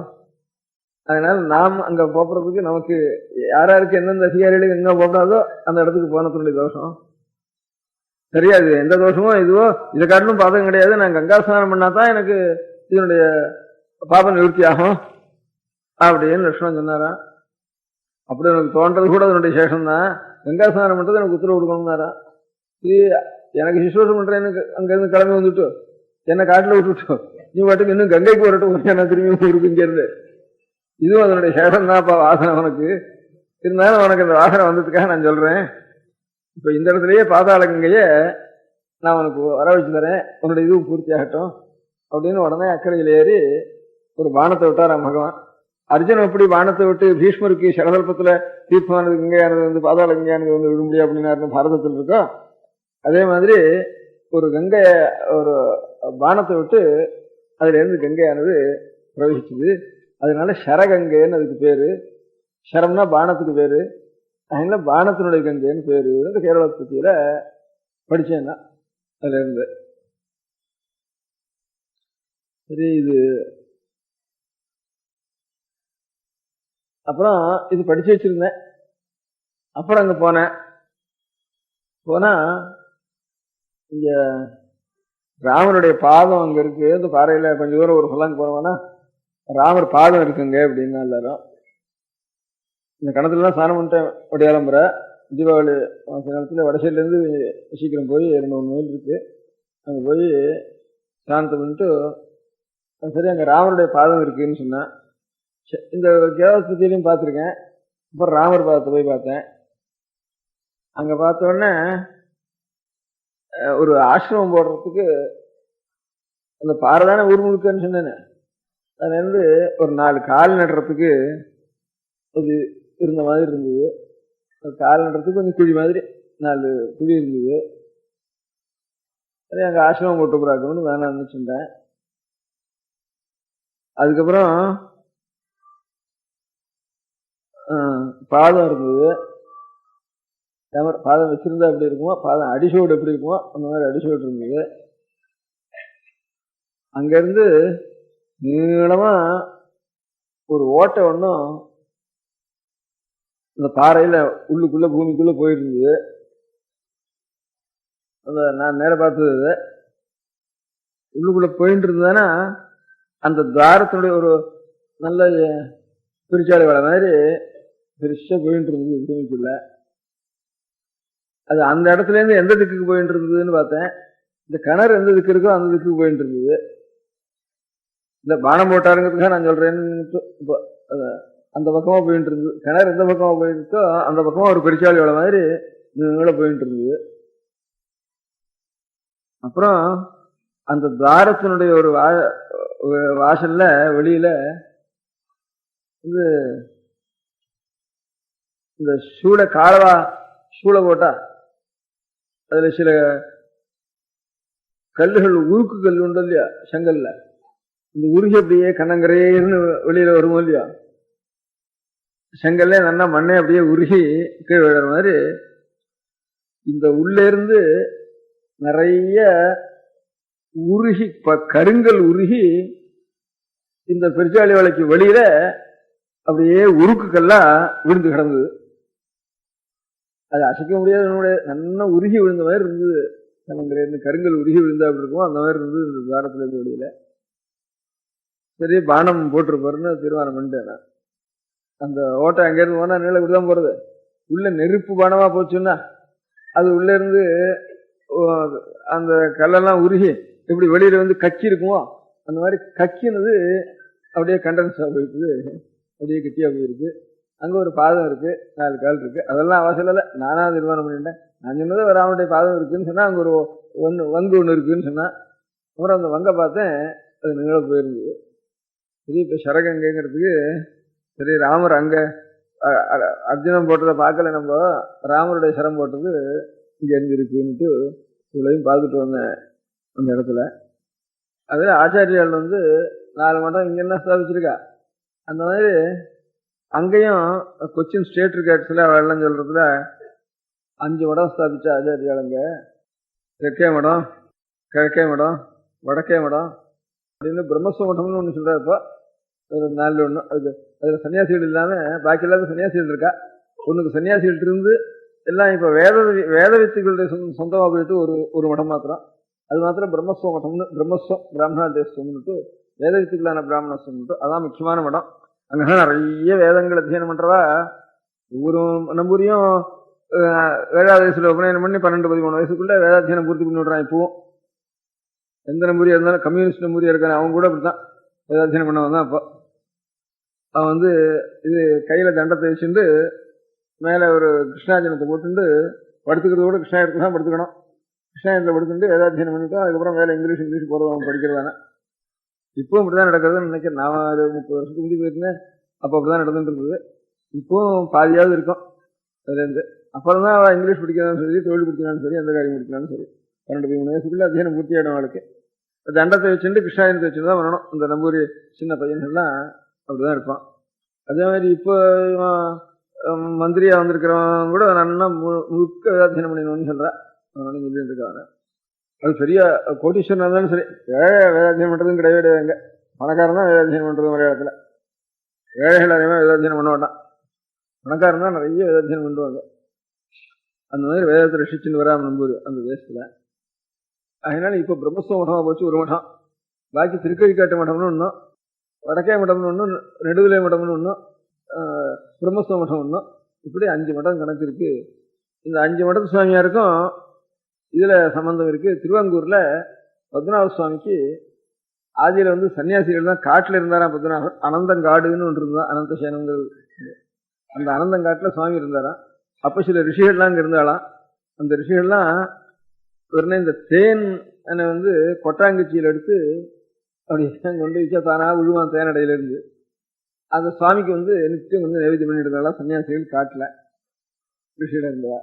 அது அனுசரிச்சு இப்போ தங்கத்தினால இந்த கொட்டாங்குச்சி பண்ணி அதுல புஷ்பாஞ்சலி சாமியார்ன்ட்டு இந்த 5 மடத்து சாமியாருக்கு, இது 2-3 மடத்து சாமியாருக்கு அதுல பாத்தியதை இருக்கு திருவாங்கூர்ல. இவ போய் அங்க போய் சுவாமிக்கு பூஜை பண்றது, இவதான் புஷ்பாஞ்சலி பண்ணணும். பாக்கி போத்தின்றத அடுத்தபடி பூஜை பண்ணணும். முக்கியமான பூஜை புஷ்பாஞ்சலின்னு பேர் இருக்கு. அதுக்கு இந்த தங்க கொட்டாங்குச்சியில இப்பவும் தேனை போட்டு நைவேத்தியம் பண்ணிட்டு இருக்கா. அதுக்காக வருஷத்துல 2000-3000 இவளுக்கு இந்த மடங்களுக்கு முறை. இந்த சுவாமியாருக்கு 6 மாசம் முறை, 3 மாசம் முறைன்னு 2-3 மடத்துடைய சுவாமியாருக்கு முறை. இந்த 5 மடம் சொன்னேன். ஆச்சாரியால் 5 மடம் அங்க மலையாளத்துல ஸ்தாபிச்சு, வெளியில எப்படி பண்ணினாலோ அதே மாதிரி மலையாளத்திலையும் 5 மடம் ஸ்தாபிச்சிருக்காரு. அதுல ஒண்ணுக்கு நெடுவிலை மடம்னு பேரு. இப்ப நடுவிலை மடம் மாதிரி இருக்கும். நடுவிலை மடம்னு சொன்னதுனால 4 திக்குலையும் 4 மடம் இருக்கும். எல்லாம் திருச்சூர்லயே. ஒன்னு திருக்கழிக்காட்டு மடமும் கொஞ்சம் தூரத்தில் இருக்கு, ஒன்னு பிரம்மஸ்வ மடமா இருக்கு, ஒன்னு வடக்கே மடமா. வடக்கே மடத்து சாமியார், நடுவிலை மடத்து சாமியார் 2 சாமியார் இருக்காரு இந்த ஊர்ல. நான் நடுவிலை மடத்துக்கு போயிருந்தேன். அதான் முக்கியமான சாமியார். அவர் நிறைய கோஷங்கள் புஸ்தகங்கள் இருக்காங்க. மலையாளத்துல இப்ப சாஸ்திர புஸ்தகங்கள் எவ்வளவு இருக்கோ அவ்வளவு புஸ்தகங்கள் நம்ம சோழ தேசத்துல கூட இல்லை. அவ்வளவு பிராச்சீன சாஸ்திர புஸ்தகங்கள் அவ்வளவு ரட்சிச்சு வச்சிருக்கா. இப்ப நம்ம அரையார் லைப்ரரி, இந்த இதுல இந்த தேசத்துல அபூர்வ புஸ்தகங்கள் எல்லாம் மலையாளத்துல தான் ரட்சிச்சு வச்சிருந்து ஒரு 1500 வருஷத்துக்கு முந்தி இருந்த புஸ்தகங்கள் எல்லாம் இப்ப கிடைக்கிறது மலையாளத்துல தான் கிடைக்கிறது. வடக்கு இருந்தவாள்னு நாம நினைச்சுக்கிறதெல்லாம் இங்க மலையாளத்துல தான் இருந்திருக்கா. அவளுடைய பெரிய பெரிய விமர்சகர் ஐயாக்கரனார் எல்லாரும். நாரேரின்னு ஒரு வீடு, மலையாளத்துல ஒரு நம்பூரி வீடு.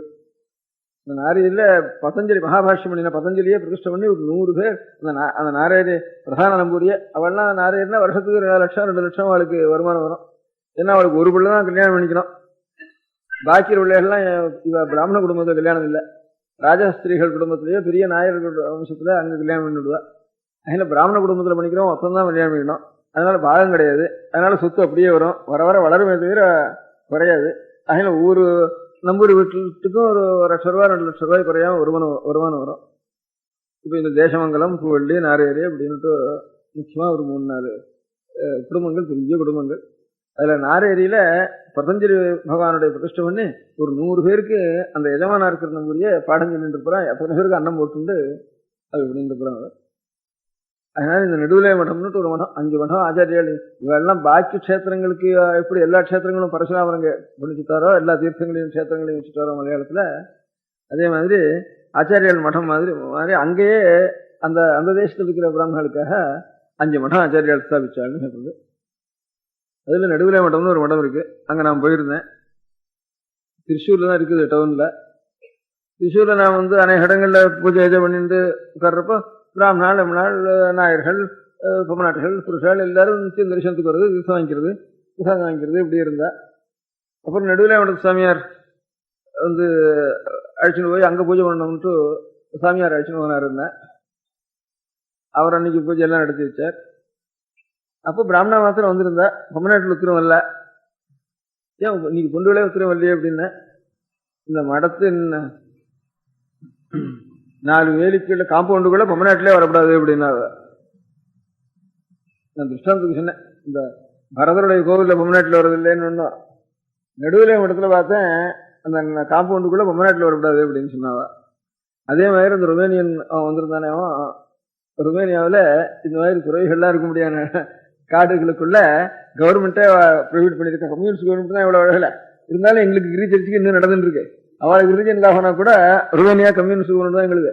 அதனால எங்களுக்கு இந்த துறைகளுக்கு மங்ஸுக்கு மொனாஸ்டிக் ஆர்டருக்கு மாத்திரம் குகைகள்லையும் இதுலையும் நாங்கள் இருக்கோம். எங்களுக்கு சொந்த சொத்தே இருக்கக்கூடாது, சாப்பாட்டுக்காக சொத்து வச்சுக்கூடாது. ஆனால் அதுக்குள்ள பொம்மநாட்டிலே வரக்கூடாது. பொம்மநாட்டில்னா ஒரு பசுமாடு, ஒரு ஆடு, குதிரை, அதில் ஒரு ஸ்திரீ வர்க்கம் கூட அதுக்குள்ள வரக்கூடாது அப்படின்னுட்டு அப்படி ஒரு நியமம் வச்சிருக்கான்னு சொன்னார். அதை பார்த்து ஆச்சரியமா இருந்து எனக்கு வந்து அவளுடைய ஆதியிலையும் எல்லாம் நம்ம முறைகள் தான் அவளுக்கும் இருந்திருக்குன்னுட்டு அதுல இருந்து பார்த்துட்டேன்னா. அதனால ஒவ்வொரு மதத்திலையும் அநேக மதங்கள் இருக்கு, ஒவ்வொரு மதத்திலையும் அநேக பிரிவுகளும் இருக்கு. இப்ப நம்ம மதத்திலையும் அநேக பிரிவுகள் இருக்கு. பிராச்சீனத்தில் இருக்க முடியாத சாஸ்திர பிரிவுகள் அநேகம். இப்ப அனுபவத்தில் இருக்கிற பிரிவுகள், இப்போ ஒரு வைஷ்ணவால் எடுத்துனோம்னா தெங்கல் இருக்கு, வடகல் இருக்கு, மாத்வால் இருக்கு விஷ்ணு பக்தர்லயே. அதுல இப்போ எல்லா சிவன் கோவிலுக்கு பெருமாளுக்கும் எல்லா கோவிலுக்கும் போயிருந்து ஸ்மார்த்தாள்னு ஒரு ஜாதி இருக்கு. சிவன் கோவிலுக்கு மாத்திரம் வருது, பெருமாளுக்கு போகப்படாதுன்னு ஈரசைவம் லிங்கநட்டு அப்படி ஈரசைவாள்னு அப்படி சில பேர் இருக்கா. இப்படி அநேக பிரிவுகள் ஒரு மதத்திலேயே நம்ம தேசத்துல இருந்துருக்கோம். நம்ம மதத்திலையும் இது இந்த கோவிலுக்கு போறது, இந்த கோவிலுக்கு போறது இல்லைங்கிறதுனாலதான் இப்ப மதத்தினுடைய வித்தியாசம் இருக்கு. பழைய நாள் அப்படி இல்லை. சாங்கியால் யோக சாஸ்திரத்தை தெரிஞ்சவா, யோகாபியாசம் பண்றவாள், சாங்கியத்தினால விவேகம் தெரிஞ்சவா அப்படின்ட்டு நையாயிக்கால், மீமாம்சகால் கர்மானுஷ்டானம் பண்ணவாள்னு அப்படி பிரிவு இருந்தது அந்த காலத்தில் இருக்கிற சாஸ்திர பிரிவு. இப்ப அதெல்லாம் இல்லை. ஒரே அநேகமா கொள்கையெல்லாம் அதிக வித்தியாசம் இல்லாம ஒன்னா இருக்கு. அதனால இந்த கோவிலுக்கு இந்த கோவிலுக்கு போறவா அந்த கோவிலுக்கு போறவாங்கிற அந்த வித்தியாசத்துல மாத்திரம்தான் மதத்தினுடைய வித்தியாசம் இருக்கு நமக்கு. இப்படி ஒவ்வொன்றையும் அநேக மதங்கள் இருக்கு.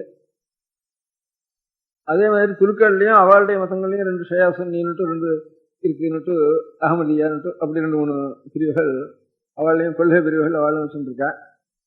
இந்த மாதிரி இந்த மதங்கள் அநேக மதங்கள் இருக்கிறது. அதை தவிர ஒரு மதத்திலேயே அநேக ஜாதி இருக்கிறது. இப்ப கிறிஸ்துவாளா இருந்தா கூட, இப்ப நாட்டு கிறிஸ்துவால் நீக்ரோத்தன் கிறிஸ்துவன் ஆயிடுறான், வெள்ளக்காரன் ஒரே ஒரு கிறிஸ்துவனா இருக்கான். 2 பேரும் ஒரே கிறிஸ்துவ மதத்தில் இருந்தாலும் அவளுக்குள்ள இவா அவளுக்குள்ள சம்பந்தம் பண்ணிக்கிறது இல்லை, இவா அவளுக்குள்ள சம்பந்தம் பண்ணிக்கிறது இல்லை அப்படின்னு சம்பந்தம் பண்ணிக்கிறது இல்லைங்கிறதுனால ஜாதி வேறையா போறது. ஜாதிங்கிற சம்பந்தம் இல்லாமல் இருக்கிறதுனால ஜாதி வேறையா போறது.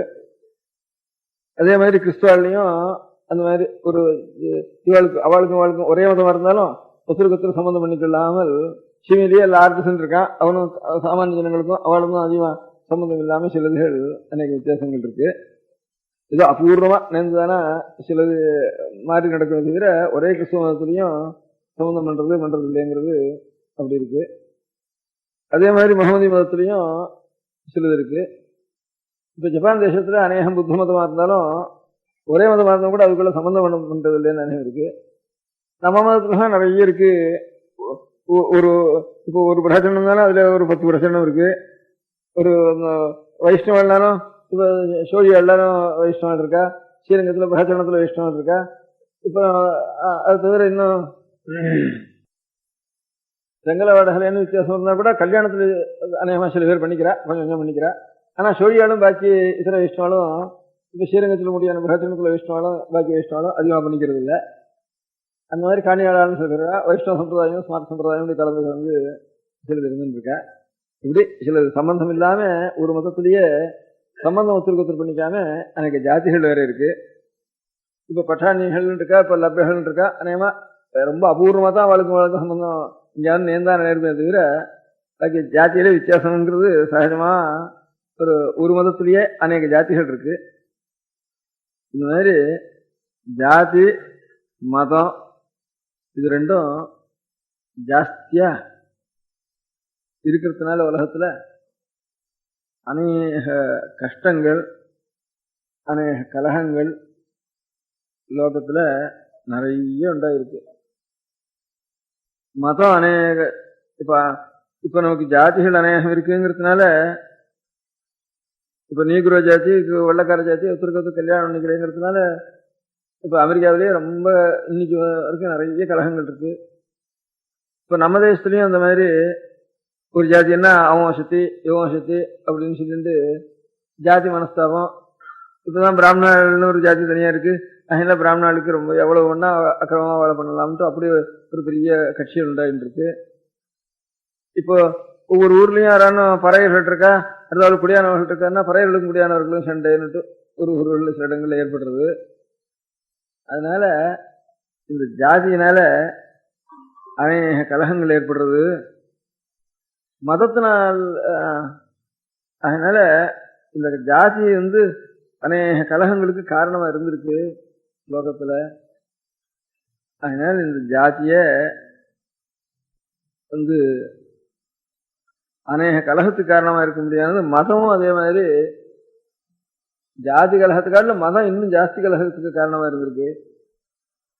இப்போ ஒரு 2-3 வருஷத்துக்கு இப்ப புதுசா பாகிஸ்தான் இருக்கு, அங்கேயே இந்த 2 ஜாதி, அகமடியா ஜாதி இன்னொரு ஜாதி அதுகளுக்குள்ள ஒரே பெரிய அடிச்சுட்டு கலகம் சண்டை ஜாஸ்தியா இருந்தது. நம்ம தேசத்துல ஹிந்து மதம் துலுக்க மதங்கிறதுக்காக கலகம் கணக்கு வழக்கு எல்லாமே இருந்திருக்கு. இப்ப ரங்கூன்ல சிலோன்ல சில வருஷம் புத்தர் மதத்துக்கும் துலுக்க மதத்துக்கும் ஒரு கலகம் நடந்து அவளுக்குள்ள பெரிய கலகங்கள் ஏற்பட்டிருக்கு. அவளுக்குள்ள கேத்தலிக்குகள் புராட்டஸ்டன்ட்கள் இருக்க அந்த மதபேதத்தினால கணக்கு வழக்கு இல்லாம கலகங்கள் அப்படியே உயிரோட நெருப்புல ஓட்டு எரிச்சு விடுறது அப்படின்னு தான் நடந்திருக்கு. இப்ப நமக்கு மலையாளத்துல மாப்பிள்ளை கலகம்னுட்டு ஹிந்துக்களை எல்லாம் ரொம்ப ஹிம்சை பண்ணி இப்ப பெரிய பாகிஸ்தான் கலகம், பார்ட்டிஷன் கலகம், சரி மாப்பிள்ளை கலகம் ஒரு 40 வருஷத்துக்கு 30-40 வருஷத்துக்கு ஒரு கலகம் ஏற்பட்டது. சரி, இதுல எல்லாம் மதம் வேறையா இருக்காங்கிறதுக்காக இப்ப நம்ம ஊர்களையும் அதே மாதிரி ஒரு வைஷ்ணவர்களுக்குள்ளேயே செங்கலை வடகலைன்னு சின்ன வித்தியாசம் இருக்கிறதுனால ரொம்ப கலகங்கள், அடிக்கடி கொலையில அப்படி கூட கேசுகள் இருக்குது, அப்படி கலகங்கள் ஏற்படுறது நிறைய இடங்கள்ல.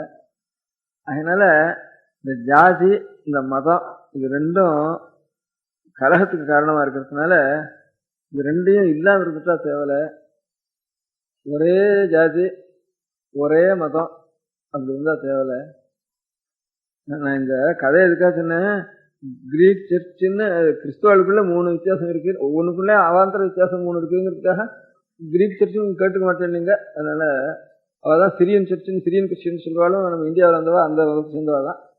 அது ரஷ்யாவிலையும் ஜாஸ்தி, இந்த கிழக்கு யூரோப்பில் கொஞ்சம் ஜாஸ்தி. அது கேத்தலிக் ப்ராட்டஸ்டன்ட் தான் கேட்டிருப்பேன் எல்லாரும். அதுக்காக கிரீக் சர்ச்சுன்னு ஒன்று இருக்குங்கிறதுக்காக உதாரணத்துக்காக சொன்னேன். ஒரு மதத்திலேயே 3 மதம் இருக்குங்கிறதுக்காக. அந்த கிரீக் சர்ச்சில் எப்படின்னாட்டா பொம்நாட்டில் விடுறது இல்லைன்னா அவன் சொன்னாங்கிறதுக்காக, அந்த மாதிரி நம்ம தேசத்துலையும் இருக்குங்கிறதுக்காக 2-3 உதாரணம் சொன்னேன். அதுக்காக நடுவில் மடம்னு ஒன்று இருக்கு, அந்த இடத்துல நான் போயிருந்தேன், அப்பவும் இல்லைங்கிறதுக்காக சொன்னேன். இந்த பரதனுடைய கோவிலையும் இருக்குன்னு சொன்னேன். இன்னத்த தளிப்பிரம்பு கோவிலையும் அந்த மாதிரி சிவன் கோவிலையும் அப்படி இருக்கு, பரதனுடைய கோவிலையும் அப்படி இருக்குன்னு உதாரணத்துக்கு சொன்னார்.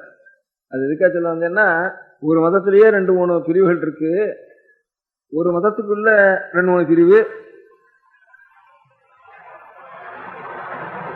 அநேக பிரிவுகள் இருக்குன்னு சொல்றதுக்கு, கிறிஸ்துவ மதத்துல 3 பிரிவு இருக்குன்னு சொல்றதுக்கு புதுசா ஒரு பிரிவு வச்சுன்னா அவன் வந்தான் கதை சொன்னான்னு அந்த கதையை எடுத்தேன்.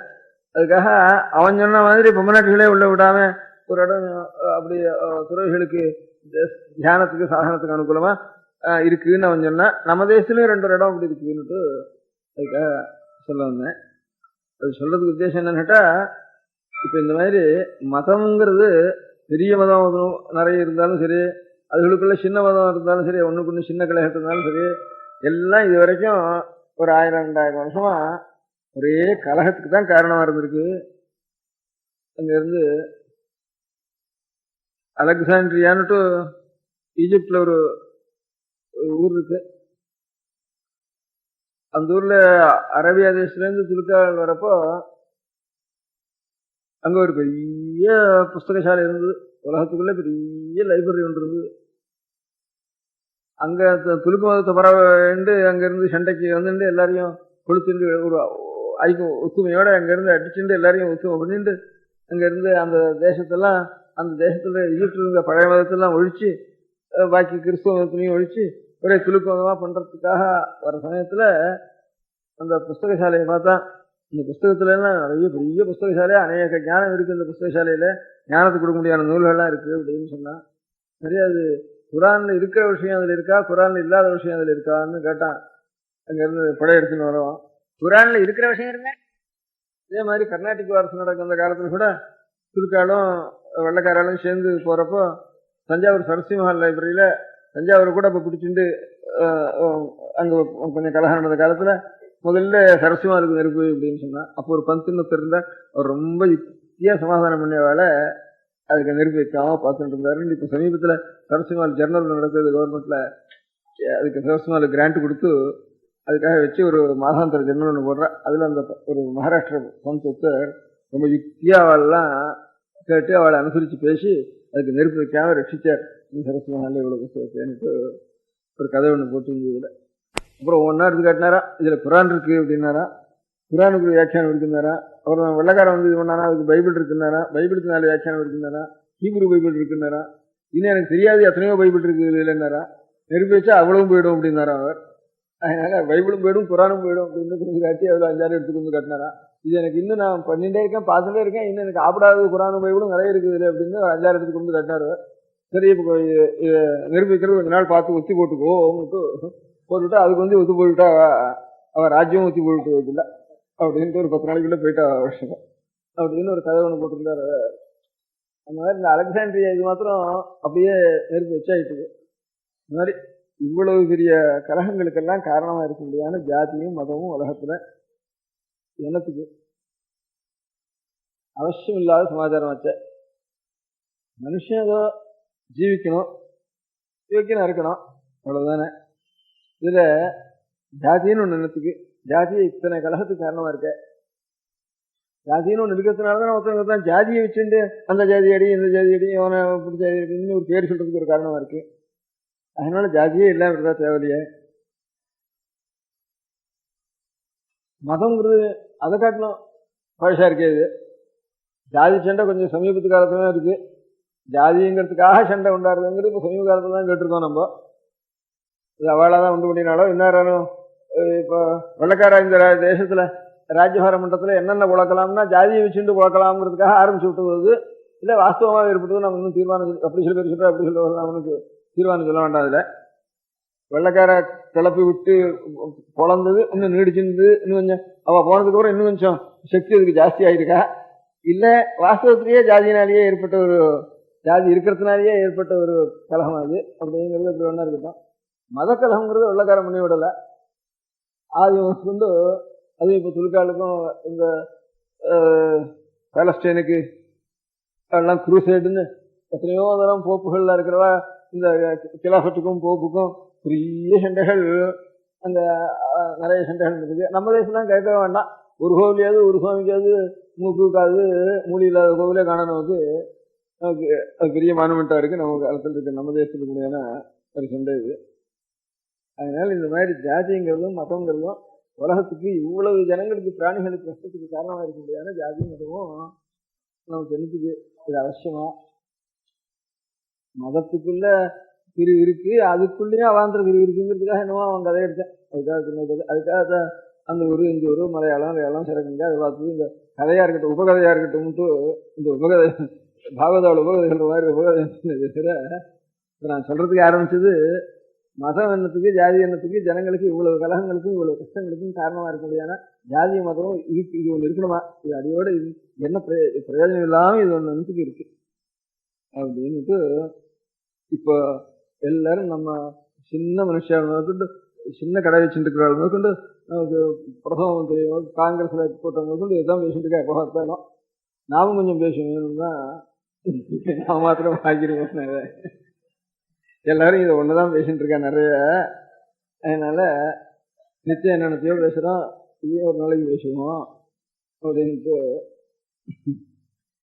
இது அப்படின்னு தோணிச்சு. அதுக்காக என்ன அவங்க கதை உபகதையா எடுத்து அது சரகங்க அவர் ராமர் இது போட்டார் நேர பார்த்தேன் அது இருக்கு இவன் தான் அவன் ஊர்ல இப்படி பொங்கநாட்டு இருக்கு இதெல்லாம் கதையோடு அவனுக்கு தெரியாத விஷயம் எனக்கு சமாச்சாரம் தெரியறது இல்லையோ அதுக்காக தெரியறதுக்காக இதை சொல்லிட்டேன்.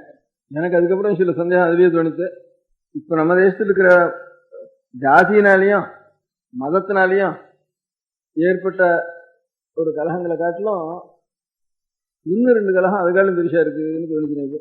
இந்த பாஷை அதுக்காலும் பலமா இருக்கு. இப்போ இந்த ஜாதி கலகத்துக்காக இப்ப நேரு முதல்ல வந்து கோச்சுட்டாருங்கிறப்ப கூட அவ்வளவு கலகம் ஏற்படல, சாமானியமா போயிட்டு. இந்த பாஷ கலகத்தை பத்தி கோச்சுட்டார் நேருங்கிறதுக்காகத்தான் ரொம்ப பலமா போயிட்டு. அடுத்த வரிசையில கலகம் ரொம்ப ஜாஸ்தியா போயிட்டு. அந்த பாஷைய விஷயத்துல கொஞ்சம் அபிப்பிராய பேதம் சொன்னவாளை பத்தி கொஞ்சம் கடுமையா சொன்ன விஷயத்துக்கு தான் ரொம்ப ஜாஸ்தியா போச்சு. அதனால இந்த ஜாதி மதத்தை காட்டிலும் பாஷை இன்னும் கடுமையா இருக்கு. நம்ம ஊர்ல தான் இப்ப பார்த்தோம். இதை நம்ம ஊர்ல சொல்போம் இதோ சத்தத்தோட இருக்கும்.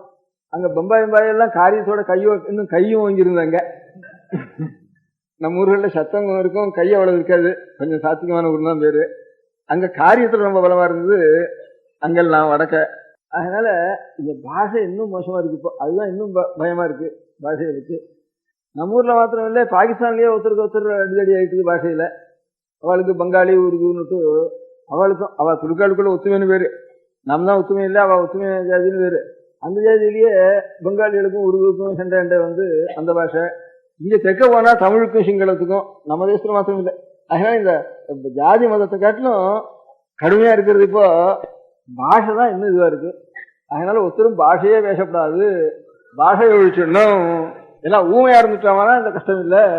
இந்த பாஷையை காட்டிலும் இன்னும் நமக்கு கடுமையா இருக்கிறது இப்போ புதுசா ஒண்ணும் ஐடியாலஜின்னு ஒண்ணும். இங்கிலீஷ் பாஷையோட அது புரியும், பாக்கி பேருக்கு புரியாது. அதுதான் இப்போ உலகத்துக்குள்ள பெரிய சண்டைக்கு காரணம். உலகமே தீப்பத்தி எரியறது இந்த ஐடியாலஜின்னு ஒண்ணும். அது என்ன கேட்டா, ஜனங்களை பழைய நாள்ல சண்டை, தேசத்துக்கு தேசம் சண்டைன்னா அந்தூர் ராஜாவுக்கும் இந்தூர் ராஜாவுக்கும் சண்டை எப்படிமா, சோழனுக்கும் சண்டை, பாண்டியனுக்கும் சண்டை, இல்லைனா மலையாளத்துக்காரனுக்கு சண்டை, கொங்குக்காரனுக்கும் சண்டை அப்படின்னு கொங்கம்படைன்னு இன்னும் மலையாளத்தில் ஒரு உற்சவம் நடக்கிற. கொங்கம் வந்து படையெடுத்தானா. கொங்கங்கிறது பாலக்காட்டு கிழக்கே இருக்கிறது. இந்த கோயம்புத்தூர் ஜில்லாவில் இருக்கணும் கொங்கன்னு வேறு. அவன்னா மலையாளத்தில் வந்து படை வந்து எடுத்தானா கொங்கம் படைன்னு விட்டு அது ஒரு பெரிய உற்சவமா நடத்துறா. இப்போ மலையாளத்துல எல்லாம் ஒரு ஊர்லயும் கொங்கம் படைன்னு ஒரு உற்சவம். அவன் வர மாதிரியும் இவன் கத்தி எடுத்துன்னு போறது, ஈட்டு எடுத்துன்னு போறது, திருப்பத்தூர் குத்திக்கிறது, குத்திக்கிற மாதிரி நாடகம் போடுறது, இதெல்லாம் இந்த மாதிரி அந்த ராஜா இந்த ராஜா அவன் பாண்டியன் அவனை வந்து கழுத மேலே ஏற்றி ஊரெல்லாம் சுத்தி அவனை கொண்டு அந்த ராஜாவை கொண்டு அவன் அரவணைய அப்படியே இதுவா பண்ணி பூமியோட பூமியா இடிச்சு போட்டு அதுல எல்லாம் வந்து கொட்டை பரப்பிடுவேன்னு இப்போ சொல்ல வழக்கம். கொட்டை பரப்புன்னா அரவணை இடிச்சுட்டு அந்த அரவணை அவன் சிம்மாசனம் இருக்கிற இடத்துல இந்த ஆமண கொட்டை செடின்ற அந்த கொட்டை செடியை கொண்டு வந்து அதுல இது விடுறான். அவன் அப்புறம் கழுது மேல ஏறி சுத்த வைக்கிறது. இப்படிதான் ஒரு தேசத்து ராஜா இன்னொரு தேசத்து ராஜா. அது சீமையிலும் சரி, நம்ம ஊர்லயும் சரி, துருக்கு தேசத்துலையும் சரி, எல்லா ஊர்லயும் ஒரு தேசத்து ராஜா, ஒரு ஜில்லா ராஜா, இன்னொரு ஜில்லா. இப்ப ராஜா ஜில்லாதான் ராஜ்யமா இருக்கும். அந்த நாள்ல ரொம்ப அபூர்வம், கொஞ்சம் பெரிய ராஜாவா இருந்தது. அதனால இந்த ஜில்லா ராஜா அந்த ஜில்லா ராஜாவை இந்த மாதிரி சண்டைக்கு போறது, யுத்தம் பண்றது அப்படிங்கிற சண்டையா இருந்தது. நீ எங்க ராஜவம்சம் பெருசு, உங்க ராஜவம்சம் பெருசு, நான் கீர்த்திவான் நீ கீர்த்திவான்னு அதோட போயிருந்தது. இப்ப அதெல்லாம் காட்டிலும் இப்போ ஜனங்களை எப்படி பரிபாலனம் பண்றது, கவர்மெண்ட்ங்கிறது எப்படி இருக்கிறது, கவர்மெண்ட் பரிபாலனம்ங்கிறது இந்த மாதிரிதான் ராஜ்பாரம் இருக்கணும் அப்படின்னு ஒரு கட்சி, இல்ல இந்த மாதிரிதான் ராஜ்பாரம் இருக்கணும் அப்படின்னு ரெண்டு கட்சியில் வந்து நின்றுது. இப்போ ஜாதி இரண்டடிய வேறு இல்லைன்னு சொல்ற மாதிரி இப்ப கவர்மெண்ட் உலகத்துக்குள்ள கவர்மெண்ட் சிஸ்டம் ரெண்டுல வந்து துவைத்தம்னு ரெண்டுல வந்து நிக்கிறது. அமெரிக்காவினுடைய ராஜ்யபாரம் வர சரியா, ரஷ்யா ராஜ்யபாரம் வர சரியா, பாக்கியெல்லாம் ஊராவே தெரியாதுப்பா. பாக்கியெல்லாம் ஊரா நாடா ஒன்றும் தெரியாது. அவன் ராஜ்யபாரம் பண்ணிட்டு இருக்கிற முறைய அனுசரிக்கிறதா?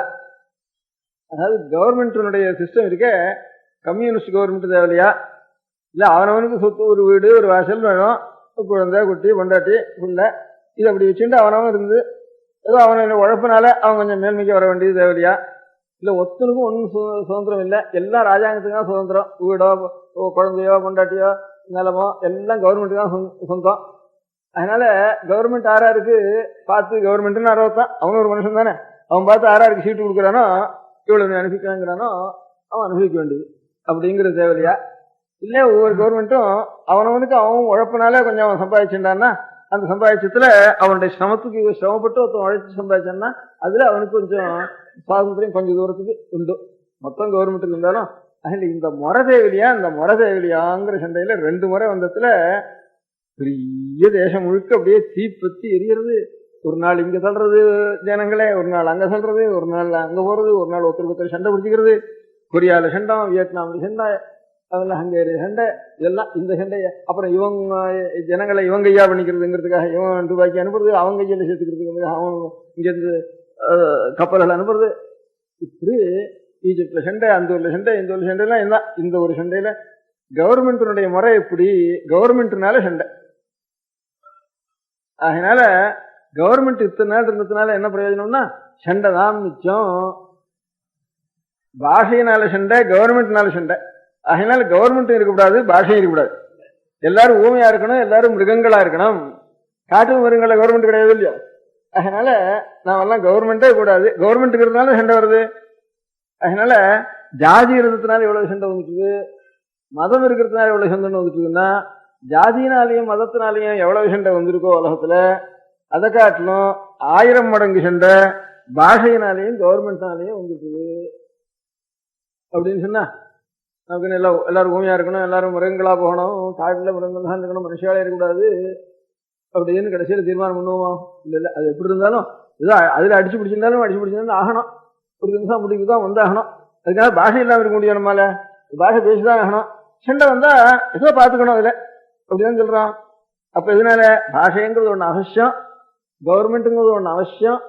கவர்மெண்ட்னால சண்டை வந்தாலும், சண்டைங்கிறது ஒரு கெடுதலா இருந்தாலும், கவர்மெண்ட்டுங்கிறதுனால சில நல்லது இருக்கு, பாஷைங்கிறதுனாலும் சில நல்லது இருக்கு. நல்ல அபிப்பிராயங்கள்லாம் ஒருத்தருக்கு ஒருத்தர் தெரிவிக்கிறதுக்கு சௌகரியம் இருக்கு. இப்ப நான் ஒரு உபன்யாசம் பண்றோம், ஒரு பாஷை இல்லாம அபிப்பிராயங்கள் எப்படி சொல்ல முடியாது. ஒரு பெரிய ஒரு தத்துவங்களை சொல்றா, ஒரு பெரிய ஞான கிரந்தங்கள் இருக்கு, ஒரு பெரிய சாந்த கிரந்தங்கள் இருக்கு. இதெல்லாம் ஒரு பிரயோஜனம் இருக்கு இல்லையா? அந்த பிரயோஜனத்தினால பாஷை அவசியம் தான். அந்த பாஷைன்னா 4-5 பாஷை இருக்கு, 5-6 ஒரு பாஷை எல்லா உலகத்தையும் இருக்க முடியல. ஒரு பாஷை எல்லா உலகத்திலும் இருக்கணும்னா அதுவும் சண்டை போட்டு தான் பண்ணி ஆகணும். எல்லா ராஜ்யத்தையும் பிடிச்சி ஒருத்தன் ஆள்றணும், ஒருத்தன் எல்லாரையும் கொலை பண்ணி பண்ற மாதிரி ஒரு பாஷக்காரன் தடினா இருந்து எல்லாத்தையும் பண்ணினான்னா எல்லாரையும் காட்டிலும் ஒலி எடுத்துட்டு எல்லா பாஷையும் ஒழிச்சாகணும். அதுக்குள்ள எத்தனையோ உலகத்துல முக்காலாச்சு தீர்ந்து போயிடும், அவனுக்கு சக்தி இருந்தாலும். அந்த மாதிரி நம பார்வதி பதயே. பெரியவா சரணம். அடுத்த நிகழ்ச்சி நித்திய குரு பாதுகா பூஜை. शुक्लाम्भरधरम् विष्णुम् शशिवर्णम् चतुर्भुजम् प्रसन्नवदनम् ध्यायेत् सर्वविघ्नोपशान्तये. ममोपात्त समस्त दुरितक्षयद्वारा श्री परमेश्वर प्रीत्यर्थम् गुरुप्रसाद सिद्ध्यर्थम् गुरुप्रीत्यर्थम् गुरु पादपूजाम् अद्य करिष्ये. गुरुर्ब्रह्मा गुरुर्विष्णुर्गुरुर्देवो महेश्वरः गुरुः साक्षात् परब्रह्म तस्मै श्रीगुरवे नमः. अपारकरुणासिन्धुम् ज्ञानदम् शान्तरूपिणम् श्रीचन्द्रशेखरगुरुम् प्रणमामि मुदान्वहम्. सदाशिवसमारम्भाम् शङ्कराचार्यमध्यमाम् अस्मदाचार्यपर्यन्ताम् वन्दे गुरुपरम्पराम्. எல்லோரும் குருவை பெரிவாளை தியானம் பண்ணிட்டு அர்ச்சனை பண்ணுவோம். அஷ்டோத்திரம். பெரியவா அஷ்டோத்திரம் பல அஷ்டோத்திரங்கள் இருக்கு. அதுல எளிமையா சுலபமா எது இருக்கோ அதை நான் இப்ப சொல்றேன். எல்லோரும் இதை கேட்டுண்டே திருப்பி சொல்ல முடிஞ்சுபா சொல்லி சொல்லி பெரிவாளுக்கு பாதத்துல ஒவ்வொரு புஷ்பத்தை அர்ச்சனை பண்ணலாம். ओम श्री कांची कामकोटि पीठाधीश्वराय नमः. श्रीमच्चंद्रशेखरेन्द्र सरस्वती गुरुभ्यो नमः. संन्यासाश्रम शिखराय नमः. काषाय दंडधारिणे नमः. सर्वपीठापहारिणे नमः. स्वामिनाथ गुरवे नमः. करुणासागराय नमः. जगदाकर्षण शक्तिमते नमः. सर्वचराचर हृदयस्थाय नमः. ओम भक्त परिपालक श्रेष्ठाय नमः. धर्म परिपालकाय नमः. श्रीजयेन्द्रसरस्वत्याचार्याय नमः। श्रीविजयेन्द्रसरस्वतीपूजिताय नमः। शिवशक्तिस्वरूपाय नमः। भक्ताभीष्टप्रदायकाय नमः। ब्रह्मण्यपोषकाय नमः। ब्रह्मविष्णुशिवैक्यस्वरूपाय नमः। काञ्चीक्षेत्रवासाय नमः। कैलासशिखरवासाय नमः। स्वधर्मपरिपोषकाय नमः। चातुर्वर्णसंरक्षकाय नमः। लोकरक्षणसङ्कल्पाय नमः। ॐ ब्रह्मनिष्ठापराय नमः। सर्वपापहराय नमः। धर्मरक्षकसन्तुष्टाय नमः। भक्तार्पितधनस्वीकर्त्रे नमः। सर्वोपनिषत्सारज्ञाय नमः। सर्वशास्त्रगम्याय नमः। सर्वलोकपितामहाय नमः। भक्ताभीष्टप्रदायकाय नमः। ब्रह्मण्यपोषकाय नमः। नानाविधपुष्पार्चितपताय नमः। रुद्राक्षक्रीडधारिणे नमः। भस्मोद्धूलितविग्रहाय नमः। सर्वज्ञाय नमः। सर्वचराचरव्यापकाय नमः। अनेकशिष्यपरिपालकाय नमः। मनश्चाञ्चल्यनिवर्तकाय नमः। अभयहस्ताय नमः। भयापहाय नमः। यज्ञपुरुषाय नमः। यज्ञानुष्ठानरुचिप्रदाय नमः। यज्ञसम्पन्नाय नमः। यज्ञसहायकाय नमः। यज्ञफलदाय नमः। यज्ञप्रियाय नमः। उपमानरहिताय नमः। स्फटिकतुलसीरुद्राक्षहारधारिणे नमः। चातुर्वर्ण्यसमदृष्टये नमः। ऋग्यजुस्साम अथर्वणादिचतुर्वेदसंरक्षकाय नमः। दक्षिणामूर्तिस्वरूपाय नमः। जाग्रत्स्वप्नसुषुप्ति अवस्थातीताय नमः। कोटिसूर्यतुल्यतेजोमे शरीराय नमः। साधुसङ्गसंरक्षकाय नमः। अश्वगजगोपूजानिर्वर्तकाय नमः। गुरुपादुकपूजातुरन्तराय नमः। कनकाभिषिक्ताय नमः।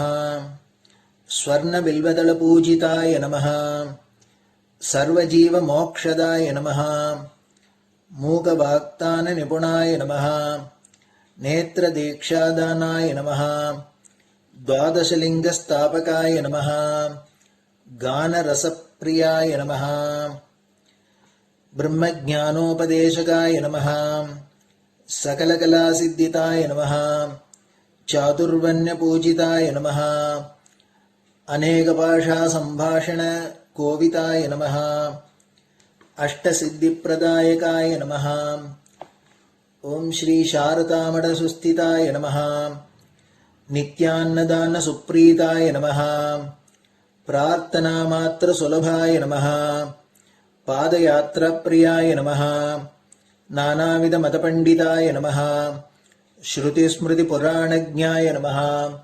देवयक्षकिन्नरकिंपुरुषपूज्याय नमः। श्रवणानन्दकरकीर्तये नमः। दर्शनानन्दाय नमः। अद्वैतानन्दभरिताय नमः। अव्याचकरुणामूर्तये नमः। शैव वैष्णवादिमान्याय नमः। श्रीशङ्कराचार्याय नमः। दण्डकमण्डलोहस्ताय नमः। वीणामृदङ्गसकलवाद्यनाथस्वरूपाय नमः। रामकथारसिकाय नमः। वेदवेदाङ्ग आगमादिसकलकलासतस्प्रवर्तकाय नमः। हृदयगुहाशयाय नमः। शतरुद्रीयवर्णितस्वरूपाय नमः। केदारेश्वरनाथाय नमः। अविद्यानाशकाय नमः। निष्कामकर्मोपदेशकाय नमः। लघुभक्तिमार्गोपदेशकाय नमः। लिङ्गस्वरूपाय नमः। सालग्रामसूक्ष्मस्वरूपाय नमः। कालड्यां शङ्करकीर्तिस्तम्भनिर्माणकर्त्रे नमः। जितेन्द्रियाय नमः। शरणागतवत्सलाय नमः। श्रीशैलशिखरवासाय नमः। डमरुकनाद विनोदाय नमः वृषभारूढाय नमः दुर्मदनाशकाय नमः आभिचारिक दोषहर्त्रे नमः मिताहाराय नमः मृत्युमोचकशक्त्याय नमः श्रीचक्रार्चनतत्पराय नमः दासानुग्रहकारकाय नमः अनुराधानक्षत्रजाताय नमः सर्वलोकख्यातशीलाय नमः वेङ्कटेश्वरचरणपद्मषट्पदाय नमः श्री महात्रिपुरसुन्दरी समेत श्री चन्द्रमौलीश्वर पूजाप्रियाय नमः श्रीमच्चन्द्रशेखरेन्द्र सरस्वती सद्गुरु परब्रह्मणे नमः गुरुभ्यो नमः परमगुरुभ्यो नमः परमेष्टिगुरुभ्यो नमः परात्परगुरुभ्यो नमः गुरुपरम्पराभ्यां नमः गुरुपादुकाभ्यां नमो नमः. அடுத்தது ஊதுபத்தி இருந்தா அதை காமிச்சு தூபம், நெய் தீபம் இருந்தா காமிச்சு அதை நெய் தீபம் தீபம் காமிச்சுட்டு நைவேத்தியம் வெத்தலைப்பாக்கு பழம் இதுலேருந்து ஆரம்பிச்சு அவளுக்கு எது சௌரியமோ அதுபடி நைவேத்தியம் பண்ணலாம். அதுக்கு அடுத்தது கற்பூர ஹாரத்தி பண்ணி எல்லோரும் பிரதட்சிண நமஸ்காரம் பண்ணி பெரியவாள்கிட்ட பிரார்த்தனை பண்ணிண்டு எல்லோரும் க்ஷேமமா இருக்கணும், லோகம் பரம மங்களமா சௌக்கியமா இருக்கணும், எல்லோரும் வியாதி வெக்க இல்லாத ஆயுராரோக்கிய ஐஸ்வர்யத்தோட சாந்தம் அமைதியோட ஞான வைராக்கியத்தோட எல்லோரும் நல்லவர்களாயிருந்து நன்மையை அடையணும்னு பிரார்த்தனை பண்ணி இந்த பூஜையை தினம் செய்யலாம். குரு பிரம்மா குருர் விஷ்ணுர் குருர் தேவோ மகேஸ்வரः குரு சாட்சாத் பரபிரம்ம தஸ்மை ஸ்ரீ குரவே நமः. அபார கருணா சிந்தும் ஞானதம் சாந்தரூபிணம் ஸ்ரீ சந்திரசேகர குரும் பிரணமாமி முதான்வகம். சதாசிவசமாரம்பாம் சங்கராச்சாரிய மத்யமாம் அஸ்மதாச்சாரிய பர்யந்தாம் வந்தே குரு பரம்பராம். குரு பாத பூஜை நிறைவடைஞ்சது. பெரியவா சரணம். திருச்சிற்றம்பலம். நிலை பெறுமாறு எண்ணுதியேல் நெஞ்சே நீவா நித்தலும் எம்பிரானுடைய கோயில் புக்கு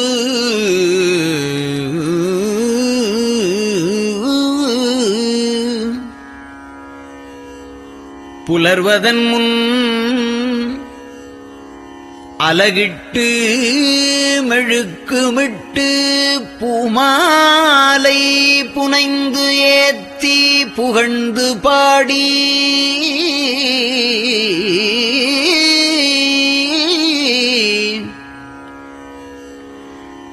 தலையாரக் கும்பிட்டு கூத்தும் ஆடி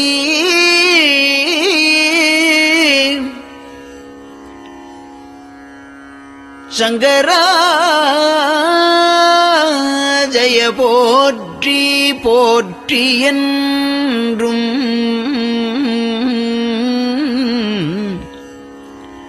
அலைபுனல் சேர் செஞ்சடையம் ஆதி என்றும் ஆரூரா என்றென்றே அலரானில்லே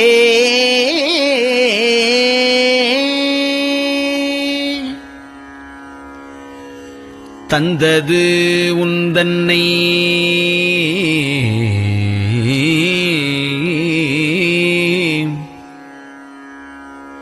கொண்டது எந்தன்னை சங்கரா ஆர்கோலோ சதுரர் அந்தம் ஒன்றில்லா ஆனந்தம் பெற்றேன்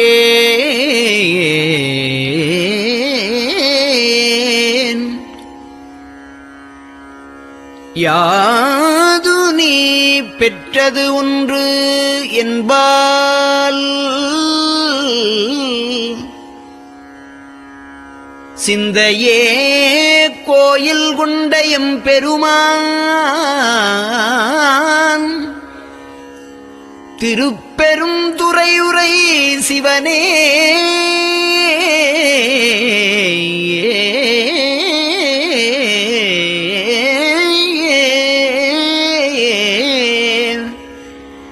எந்த ஈசா உடல் இடம் கொண்டாய் யான் இதற்கு இளன்வோர் கைமாறே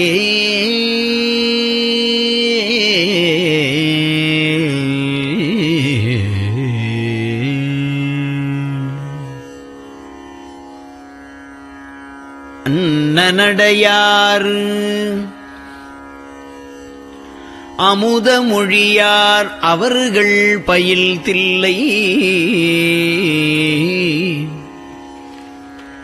தென்னன் தமிழும் இசையும் கலந்த சிற்றம்பலம் தன்னுள்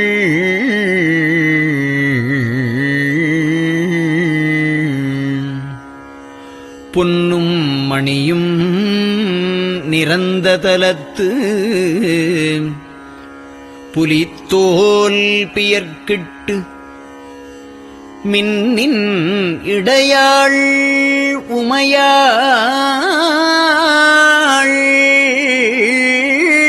காண விகிர்தன்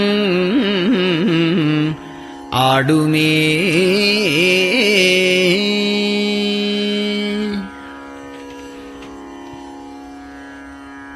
நெட்டையிலா உடல் நீத்து என்னை ஆண்ட நிகரிலா வண்ணங்களும்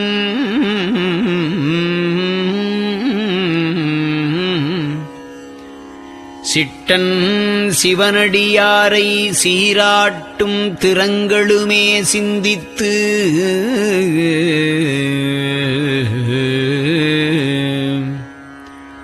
அட்டமூர்த்திக்கு என் அகம் நெகவூரும் அமிழ்தனுக்கு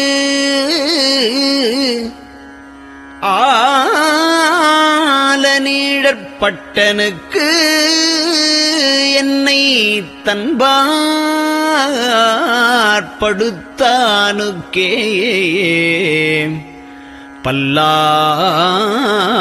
பல்லாண்டு குருதுமே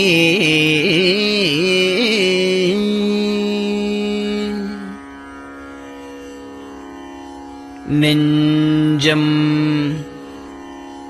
ஈசனைக் காண்பதே விரும்பி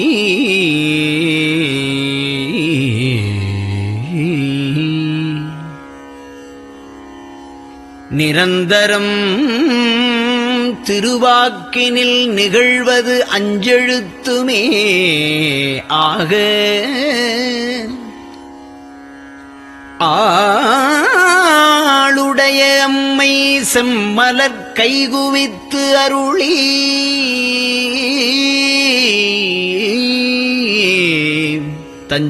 தஞ்சமாகி அரும் தவம் புரிய தரிப்பரே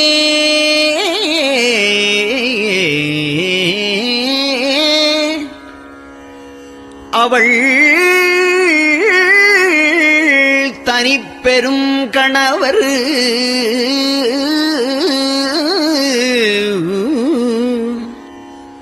வஞ்சம் நீக்கிய மாவின் மூலத்து வந்து தோன்றினார் மலைமகள் காண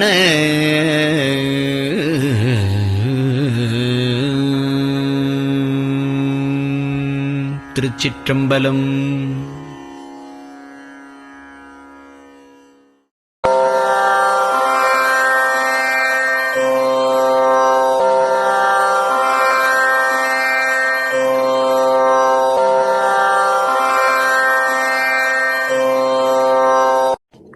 பெரியவா சரணம். பெரியவா வானொலியின் காலை நிகழ்ச்சிகள் இத்துடன் நிறைவடைகின்றன. எமது அடுத்த ஒளிபரப்பு இன்று மாலை இந்திய நேரப்படி 6 மணிக்கு துவங்கும். பெரியவா சரணம்.